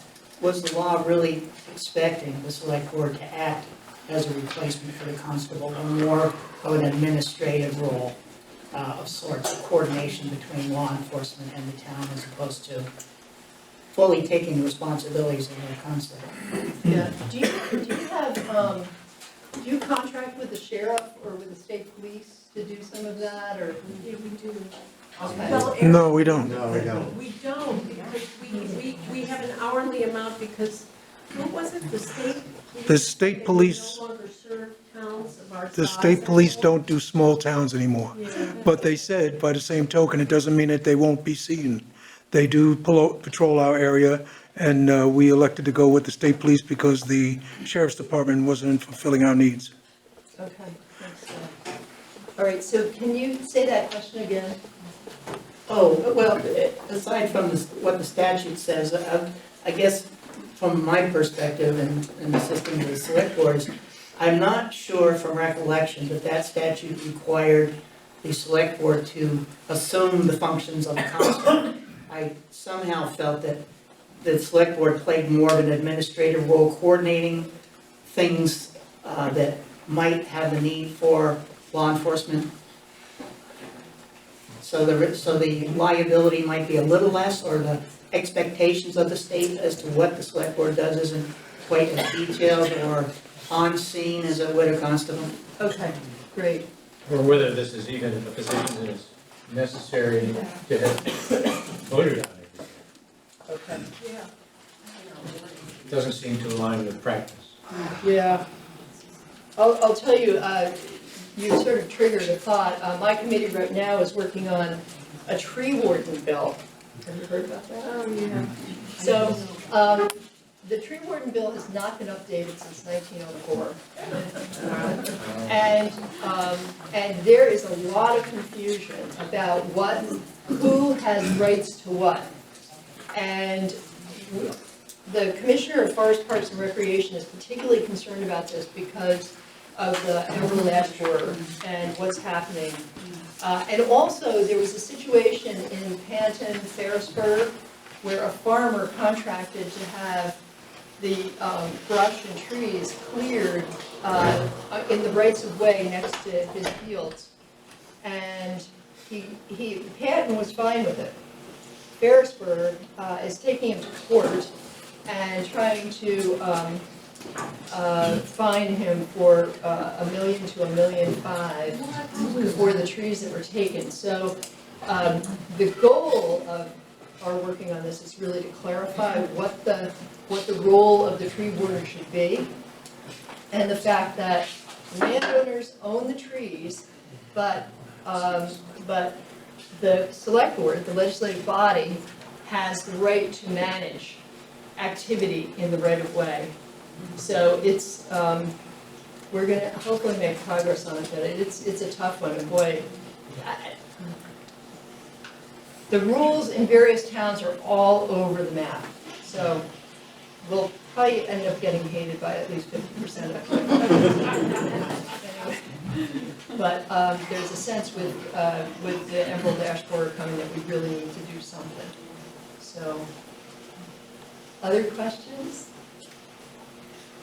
Yes. Archie Clark. Yes, yes. We have a question on the table about recycling, and I brought up the point that approximately 10 years ago or something, the state passed a law mandating recycling. Well, tonight what we have on the table is whether to threw away their recycling bins. We're one of the few towns left that have them currently, and they may be leaving in July. But the question is, why doesn't the state take a proactive approach to go after companies that produce these products like you know, the plastics and the glass and the to take them back at some cost, I'm sure. But I can't believe but what the cost would be lower than the $147 that we were told earlier. Basically, it costs our hauler $147 to get rid of the recycling, and the cost to get rid of garbage is like $120, isn't it? 130 maybe or something. It's Yeah. less. So where's the incentive to recycle? So, right, and I know that we have an e-waste law, so that you can take your used computers and printers and all that sort of stuff to the dump every so often, which is it's a form of recycling. And as some of you may know, my husband Alan Partridge provides a service here in Brookline, and I don't know who all he picks up, but he got into the whole business because no one was recycling, and this was, we've been married 35 years ago. But when this law came through, I mean, I get it from him on a regular basis, because, I heard part of the conversation, and part of the challenge here is that China has stopped taking our recyclables. And there used to be a market, and when that law was passed, the deal was, you couldn't charge to take recycling. And my husband was happy to do that. But then, when there was all of a sudden, my husband's paying to dump, like to dump, get rid of the recyclables. So it's become a real loser for him. But, and then there's the whole business about food scraps. And we passed an amendment to the law last year that allowed the small haulers not to have to pick up the food scraps, because that is a whole other can of worms. Right, anyway, can of maggots. So getting, we've done the e-waste, but that's not asking the companies necessarily to take it back. Although I have to say, I just... Well, we shouldn't rely on China to take our garbage. No, that's right. What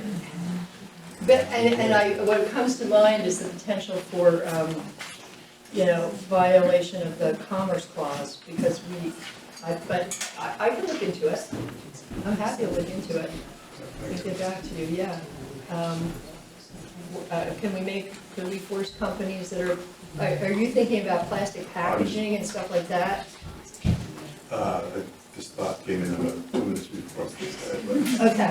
So I haven't put much thought into it, but I was saying, you put through a mandatory recycling law, and, okay, so we're good citizens, we can take our recyclables down there, and now it's gonna cost the town $22,000 a year to get that disposed of. Yeah. And the person we're taking it to has the option to pay $147 to take it to Rutland, or pay $110 and take it to New York and get it burnt, right? Yeah, I don't think that the haulers. I'm just saying, Do that, but. I'm in business too, I know how it works. Yeah, well, yeah. It's in the wrong business. What would you do? It's a tough one. It's a disincentive certainly for people to recycle. This whole thing is a disincentive. Yeah, and I have to tell you, it's a disincentive. My husband goes through it, but he pays for something that he can't charge to pick up. Right. So, yeah. Yes. Miriam Albee, just picking up on what you're saying, if I understand what you're saying, it's almost like asking if you could do something similar to charging a company a carbon tax, right? In a way, like saying if you're going to use that stuff, if you're gonna use that kind of material or packaging, that you have to, that the company itself would have to pay. Is that what you're saying? Yeah, I mean. Well, anyway, I it's thought sort that of was like an interesting the nickel notion. bottle. Yeah. Right, so what happens to the nickel bottles? Well, yeah. Well, You know, I know they go back to the, where do they go from there? A lot of them do, but a lot of them don't. And then the question is, what happens, you know, To the let's- nickel? Yeah. I know. And do companies like Hanover get to hold on to the nickel? Yeah. Other questions? All right, I'm gonna let you get to your vote on whether you do this or not. I really, really appreciate you letting me take this time to spend with you. I'm sorry I was later than I wanted to be. But, you know, please take one of my town meeting reports, and I write an article every week. It's in the Reformer on Mondays. It's also on my website, carolynpartridge.com. So don't hesitate to contact me if you have any ideas or thoughts or concerns. Always glad to help you if I possibly can. I can't always fix things, but it gives me great pleasure when I can. So, yeah. Thank you so much. Thank you.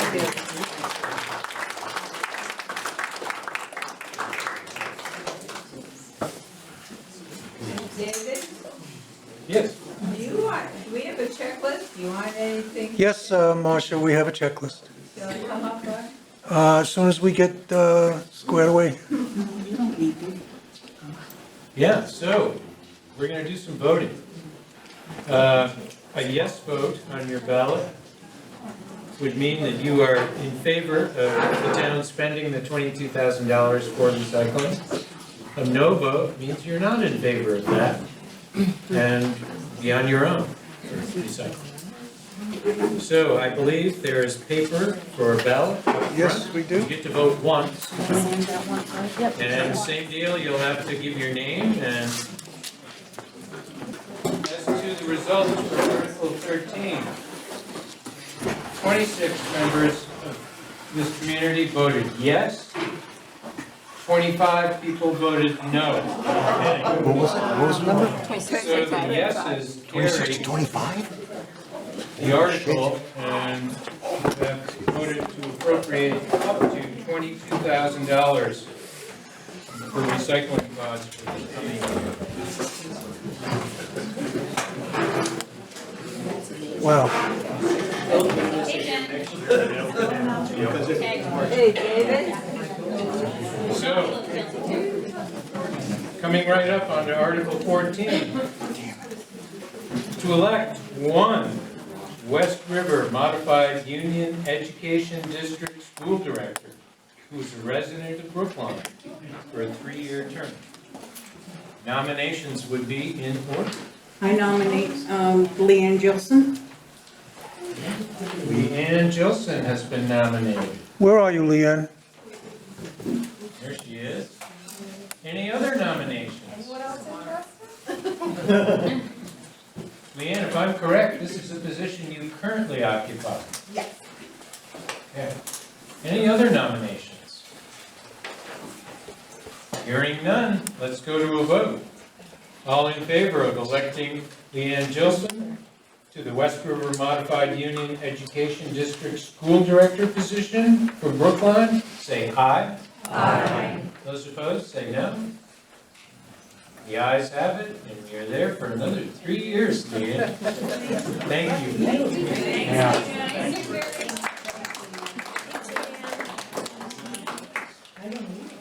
Okay, brings us to Article 15, which is our last article, to transact any other business that may legally come before this meeting. I would caution you or inform you that no action that we take on anything under this article is binding. Nonetheless, sometimes things have a way of pointing a direction for certain committees and the select board. So, yes, Mr. Tanzi. I have a question. I would like to know how people feel about having town meeting on a Monday evening, just to give us an idea of how it worked for you. Is it a favorable thing? We have 55 people. which are a little less than what we had during the daytime meeting. But again, the question is, do you like it? And if you need other changes, maybe you could point your response to the select board so they can consider it. Oh, did. Is any- Comments on night meetings? Martin? This is our first time doing it, and I know it's in the, it was inside the book, but to get more publicity out of it, maybe on the front cover, meeting, 6 PM Monday night. I'd like to see us try it at least one more year. Well, I think it went a lot faster than it does when it's on Tuesdays. Well, we have no school portion of the. Oh, Yeah. that's true. That's right. Yeah, so we're Case closed. working on a hybrid version of the old. Yes. Yep, and my name is Carol Martin. This is the first town meeting I've attended because I'm usually at work. So this was really great to have it in the evening. Glad you could make it. So I for one appreciate having it now. Same for. Pat? And I was just wondering how many have attended in the past years? Between 65 and 75 is a going number. Normally, it's about 20%, which is pretty much what statewide runs. So we're in the ballpark, but we tried to get more participation and thought it might be easier for people who work to be able to attend an evening session. The idea is you want to have the most people you can. Dorothy?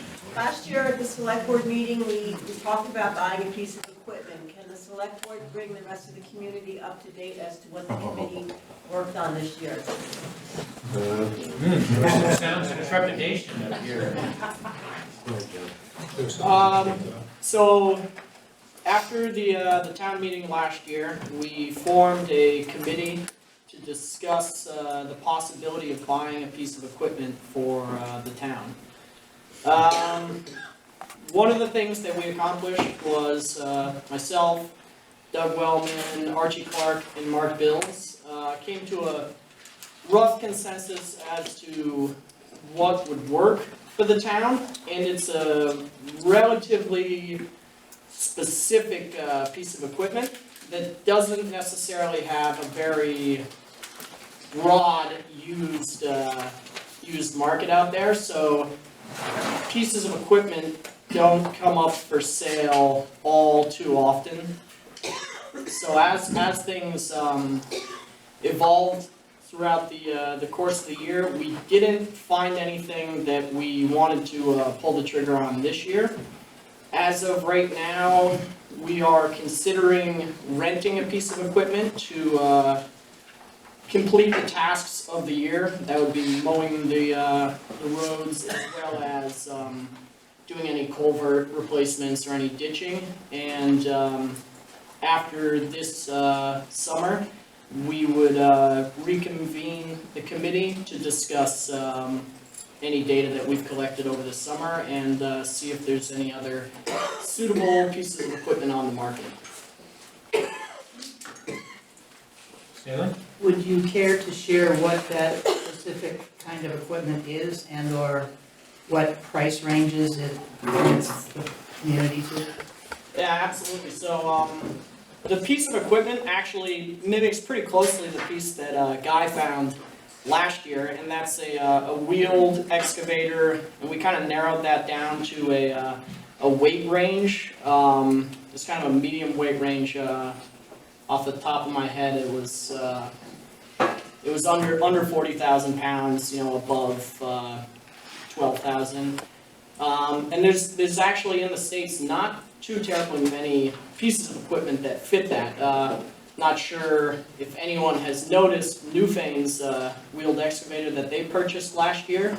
That's a pretty large piece of equipment, and we really feel as though that wouldn't fit the needs of our town too well. Anything else? Bruce? I have some things to talk to you about. And there's a lot that's been happening in the last 6 years that I've been on the select board with relation to these buildings that were in the old Brookline Elementary School. I think I'm gonna stand up. And the church, and our old Baptist church. I'll try to go quickly, but there's a lot that's happened. And the first thing I wanted to talk to was about this building we're sitting in right now. The building was put in service as its entirety back at the beginning of the school year in 1989. So it's been 30 years since this building was together and started. But it was a mess. We spent up to about $60,000 on this building at this point. Part of this discussion is I'm trying to give everybody a clear update as to what you have, what's been done to this building, and what we look at going forward. I've got a saying I said to people, or select board and other people in town, that I've got my hands around the neck of this building and I'm not going to let go. And let me tell you, excuse me, this building is a pain in the you-know-what. And I won't go any more specific than that. My wife can testify to the amount of hours that I have and other people have that have helped me to try to stabilize this building, but it was in pretty sad shape. C- was probably being real generous. I'm still finding stuff. This is after a complete energy audit, a complete building assessment back about 4 or 5 years ago when Stan was on the select board. This is after completely renovating or fixing the HVAC heating system. There's like 11 thermostats, 18 zones in this building. I mean, it's just a maze of mess. And it's been hard. But I think I've gotten to the point now where at least I got it handled so that I can face things on a one-to-one issue rather than having a used car that the carburetor's gone, the tires are gone, you know. And believe me, it gets like that. So where I'm at right now, just to give you an update, is first of all, every dollar that's been put into this building has come from the lease. Not a penny has been come from taxpayers. And that, in fact, I had a little argument with Came us. from where? From the leasing, the renter. We have a renter that her name is Susie Cartermarsh, and she has 2 other daycares, and she has signed a lease for another couple of years. Yes, question? Oh, but just a moment. If anyone has a question while I'm talking, just mark in. Yes? How much is the lease? The lease now is 1,800. 16, and it's going to 18? Yep. Yes. 16 going to 18 July 1st, and going to 2,000 July 1st of next year. Which Sally's not here. Sally, yes? Does that include heating No. or nothing, no utility? No. Okay. We inherited a lease, and Don can testify to it, when we first came back on the board in 2014, 2015, and had to renegotiate the lease that Tina had that was with WCSU. She started off that lease, I happened to look at the paperwork today, at $1,000 a month. That's brutal, because I'll tell you, she did well, and I'm just gonna leave it at that. I told Sally Fegley before we renegotiated the contract. And Sally was, of course, she's involved in real estate, because we were way undervalued in our lease. That lease should be $3,000 to $4,000 a year. But real estate's real estate. Everything is location, location, location. Who else are you gonna get to rent this building? So don't kick a gift horse in the mouth. So Dot and I worked at it pretty hard before we entertained the new lease. But we couldn't go from like 1,200 to 2 to 3. We could have lost a situation. So this was our best possible alternative. I'm trying to justify the numbers that we put in the lease. Wasn't really what I was expecting to answer, but that's okay. If you have any more questions, I certainly understand. Like I said, every dollar that's been put into this building has not come from tax dollar. And same with the church, which I'll say something about in a minute. Just a moment, let me just check my list. I asked the select board a year ago, and they finally entertained my idea to appoint a building commissioner position. It wasn't so much to give me the power to do everything, but it was to set up, because that we had bought these buildings, and because we added that to the round schoolhouse and of course the town office, and pretty soon a brand new salt and sand shed they need to be watched. It's just that plain and simple. This building really needs to be watched. It's quite interesting. So they finally have agreed to create a building commissioner position, and that's going to be voted on at our organizational meeting Wednesday night as to who's going to be doing it. Probably be me, but if Shelby wants it, you're more than welcome to have it, Shelby. But anyway, a couple other things, and I want to turn my attention quickly to the church. First of all, like I said, we're getting a new sand and salt shed this year, right, Guy? Mm-hmm. That's, the majority of it is a grant that Archie started the whole thing, did a great job, and that's coming forward really well. Another thing I wanted to point out that hasn't been talked about is paving. I'm talking about the hard paving on the roads. We're just about ready to do an RFP, request for proposal, to have paving done from the rest of Hill Road, which goes from West River Stables down South to south to Grassy Brook. Yeah. There, and a small section as you come out here up to Sunny Lane from Gracie Brook. And also, they don't know about this yet. We're going to ask them, the paving people, to give us a quote on paving the front out here, just to see what the numbers are. Because I like to keep the building up to what it should be. You got a $350,000 building here. And it really occurred to me in quite a while, and more so now, because it could come down the line that daycare could be publicly financed somewhere in the near future. How that's going to entertain our lessee and what's going to happen with that, don't have a clue. She can give us a year notice and pull out a lease. So in the meantime, I'm trying to sustain this building and get it to the point where it doesn't act like a used car anymore. And it's awful. I'll give you one very small example of something I found, and I'm going to move on.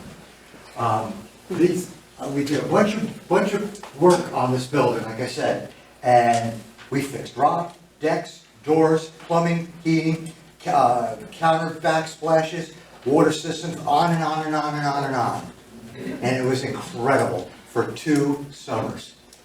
And then one day, I asked Dave Zalesko, if anybody knows him from Newfane, please thank him. He did a first-class job helping us out. He did every little stupid little thing that I wanted him to do. And believe me, some of them were really stupid. But anyway, he was taking apart this door one day because it had rot on the top of it. And we didn't know whether we were going to have to replace it or not. And when we got done, when we started opening it up, as the select board has seen, and they love this, you can take a look at this picture later. Those joists, 30-year-old building, from the ventilator on down, rotten almost all the way into the inside. I'm like, what the hell is that? And I couldn't realize what was going on.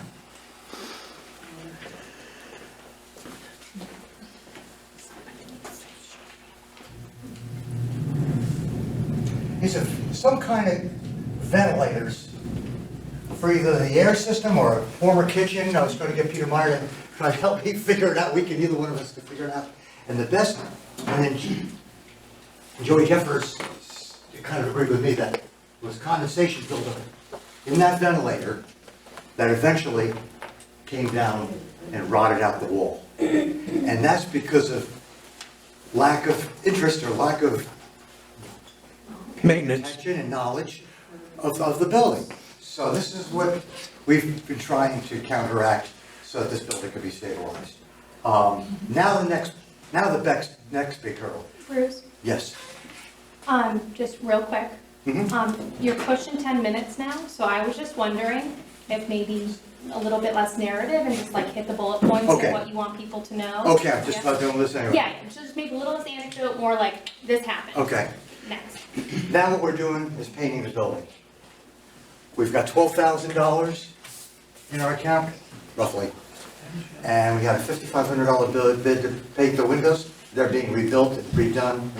And after that, we're facing a very big, steep climb. One quote I got for painting the buildings, $37,000. So I'm working on that. Okay, now move over to the church real quickly and get to the bottom line, and then I'll get home. How many people would like to see the sanctuary used in the church? By show of hands. Okay, and then I'm gonna re-ask it. Go high so I can see who's into it. Would like to see the sanctuary be used. I mean, the whole church. Yeah, but including a sanctuary pad. Including the sanctuary. Maybe for services or for rental? For whatever. Parties or? Whatever. Weddings? Whatever. Oh, for weddings? Whatever. Okay. How many would be interested in having? Talent show. I can do that. How many would be interested in having it heated on an on-call basis? Well, it's gotta be. I'll tell you. I'm sorry you asked. No. The last quote I have, which was from Perkins Propane, back in the spring of 2018, was $7,200 for propane in that building. And that would satisfy that need. No, that's not without insulation. I don't have an exact figure, but I can give you a pretty good idea. And it runs probably, I want to say 15,000, maybe 20,000 for installation. And I'll put my hand down. Just a minute. But we can get a grant for this. And I talked about this last year. And I'm glad you said that anything on this article is could be a binding resolution, because last year. No, it's not. I think said it was. No. Excuse me. No, nothing is binding. Whatever. Calm down there. So many. Slow down there. Oh, baby. Pump the brakes. So anyway, I'm not that. we still could, if the town agreed on it, could still go for a grant from the Vermont Arts Council and get 50% of that money down, and our 50% could either be money and or labor or materials going towards that 50%. It's complicated, but if we want, I guess I got off a little bit to the end result without asking the major question. And that's, the major question is, what do we want to do with the building? Leanne has come up with the idea, thought, and Stan, I heard you were about creating a survey. But I really wanted to hear from the public what they want to do with the building. Because it makes a big difference. Look, if you don't want to use the sanctuary, or you want to use it 3 months a year, just believe me, that's what you get. I was in that building today, measured the temperature, 40 degrees. Dot, no joke. Dot and I were in the building, she's nodding her head. Last day, right Dot? Last day of September of 2 years ago, 59 degrees. I don't know about you, but I'm not sitting in any buildings 59 degrees. Bruce, but I just wanted to point out, and I believe most of the people here already know this, but there is a meeting house committee, and their meetings are public and warned, so for more in-depth discussion about the use of the meeting house, really the most proper place to do so would be at the committee. So if he's piqued your interest, you can go to one of the meetings or just reach out to anyone on the committee and let them know what you're thinking. Any questions? Because I'm not. No? Where are the meetings advertised? On the website. On the There's website. a calendar. Leanne, can you speak to this? Hi, Dan Parker, I just want to introduce the committee. We have Dan Fowler, we have Dorothy Maggio, we have You're in. Mark Bills, myself, and we had Stan and Sarah up until just recently, so we've had they've given us a full year, which has been great. And Carrie. And Carrie Warren. So there currently are That's the list of grants. 5 acting members of the committee. I've been on since 2016. But yeah, we are a committee. We do have meetings every 3 weeks. They're posted on the town site. There's an agenda that's posted on the town site. All the minutes are posted on the town site. The meeting is open to anybody that wants to come. The committee is open to anybody that would be interested in joining. It would be appointed by the select board. We welcome all participation. There is a rental agreement that has been written up by the town, so the building is available for use during the warmer weather. This past fund drive, I wanted to let people know, because there's a number of people that are here that have contributed to the latest fund drive that we had.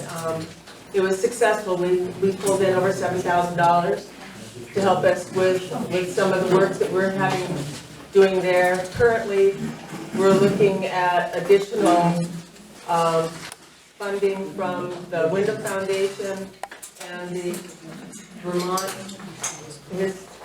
Division for Historic the Preservation. Division for Historic Preservation. We're looking at several different projects coming up. It's not necessarily the heating at this time. We're taking it in the order of foundation and structure first. So we're looking at finishing off the steeple with painting and some flashing work, and then possibly moving towards foundation of the wooden addition.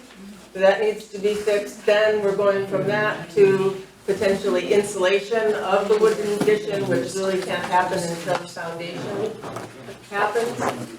But this is all up for discussion, and anybody that is interested in, I mean, there's a lot of ways to approach this. Bruce has one way that is, let's just get heat in there, and, you know, if the place isn't insulated, maybe you want to use it, and just put heat in there for when you want it, and then move on. That hasn't been the way that the committee has chosen to go. We're trying to go step by step through making a solid building, bringing it back as much as we can, doing the work on it and fundraising for it. The town taxes have not supported the upkeep and the contributions to all the work that's done there. It's been fundraised for.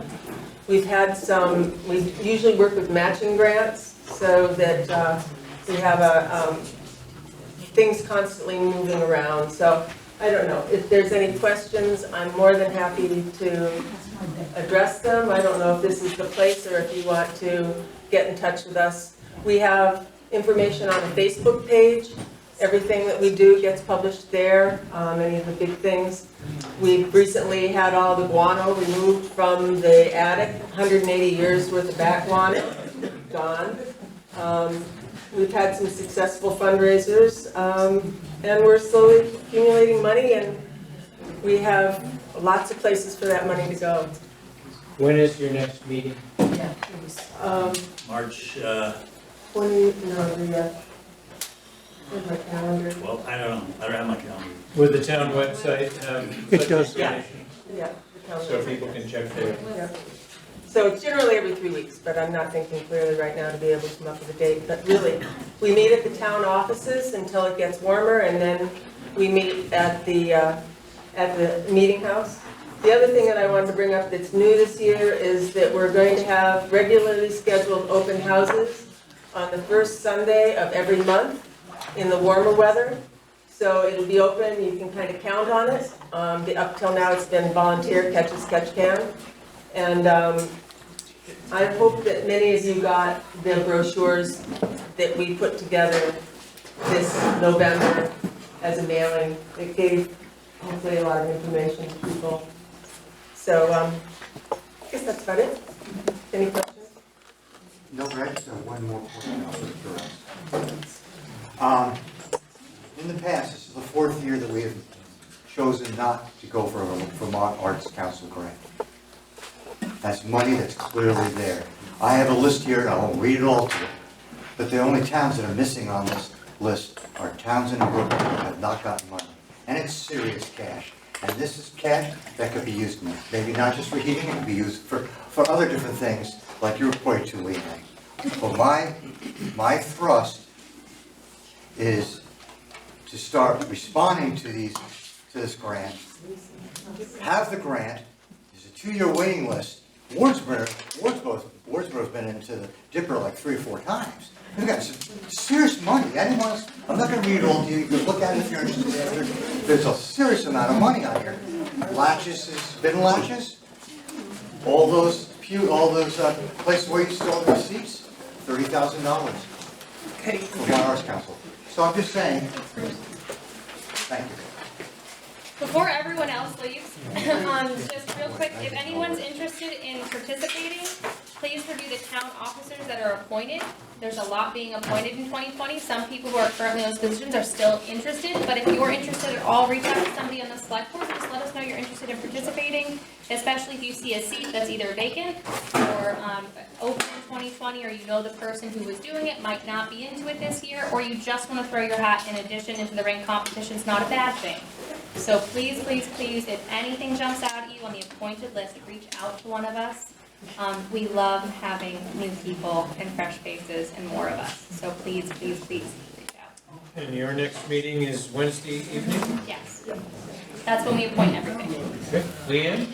I just wanted to give a reminder, the annual reports for the West River School District are available on the table here.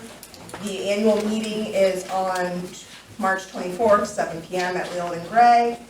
A lot's done by Australian ballot the following day, including the budget, which can be a little bit confusing because we have to split it due to Wyndham only being half of in the district. They're only in for grades 7 through 12. You'll see a part A and a part B with different per pupil amounts.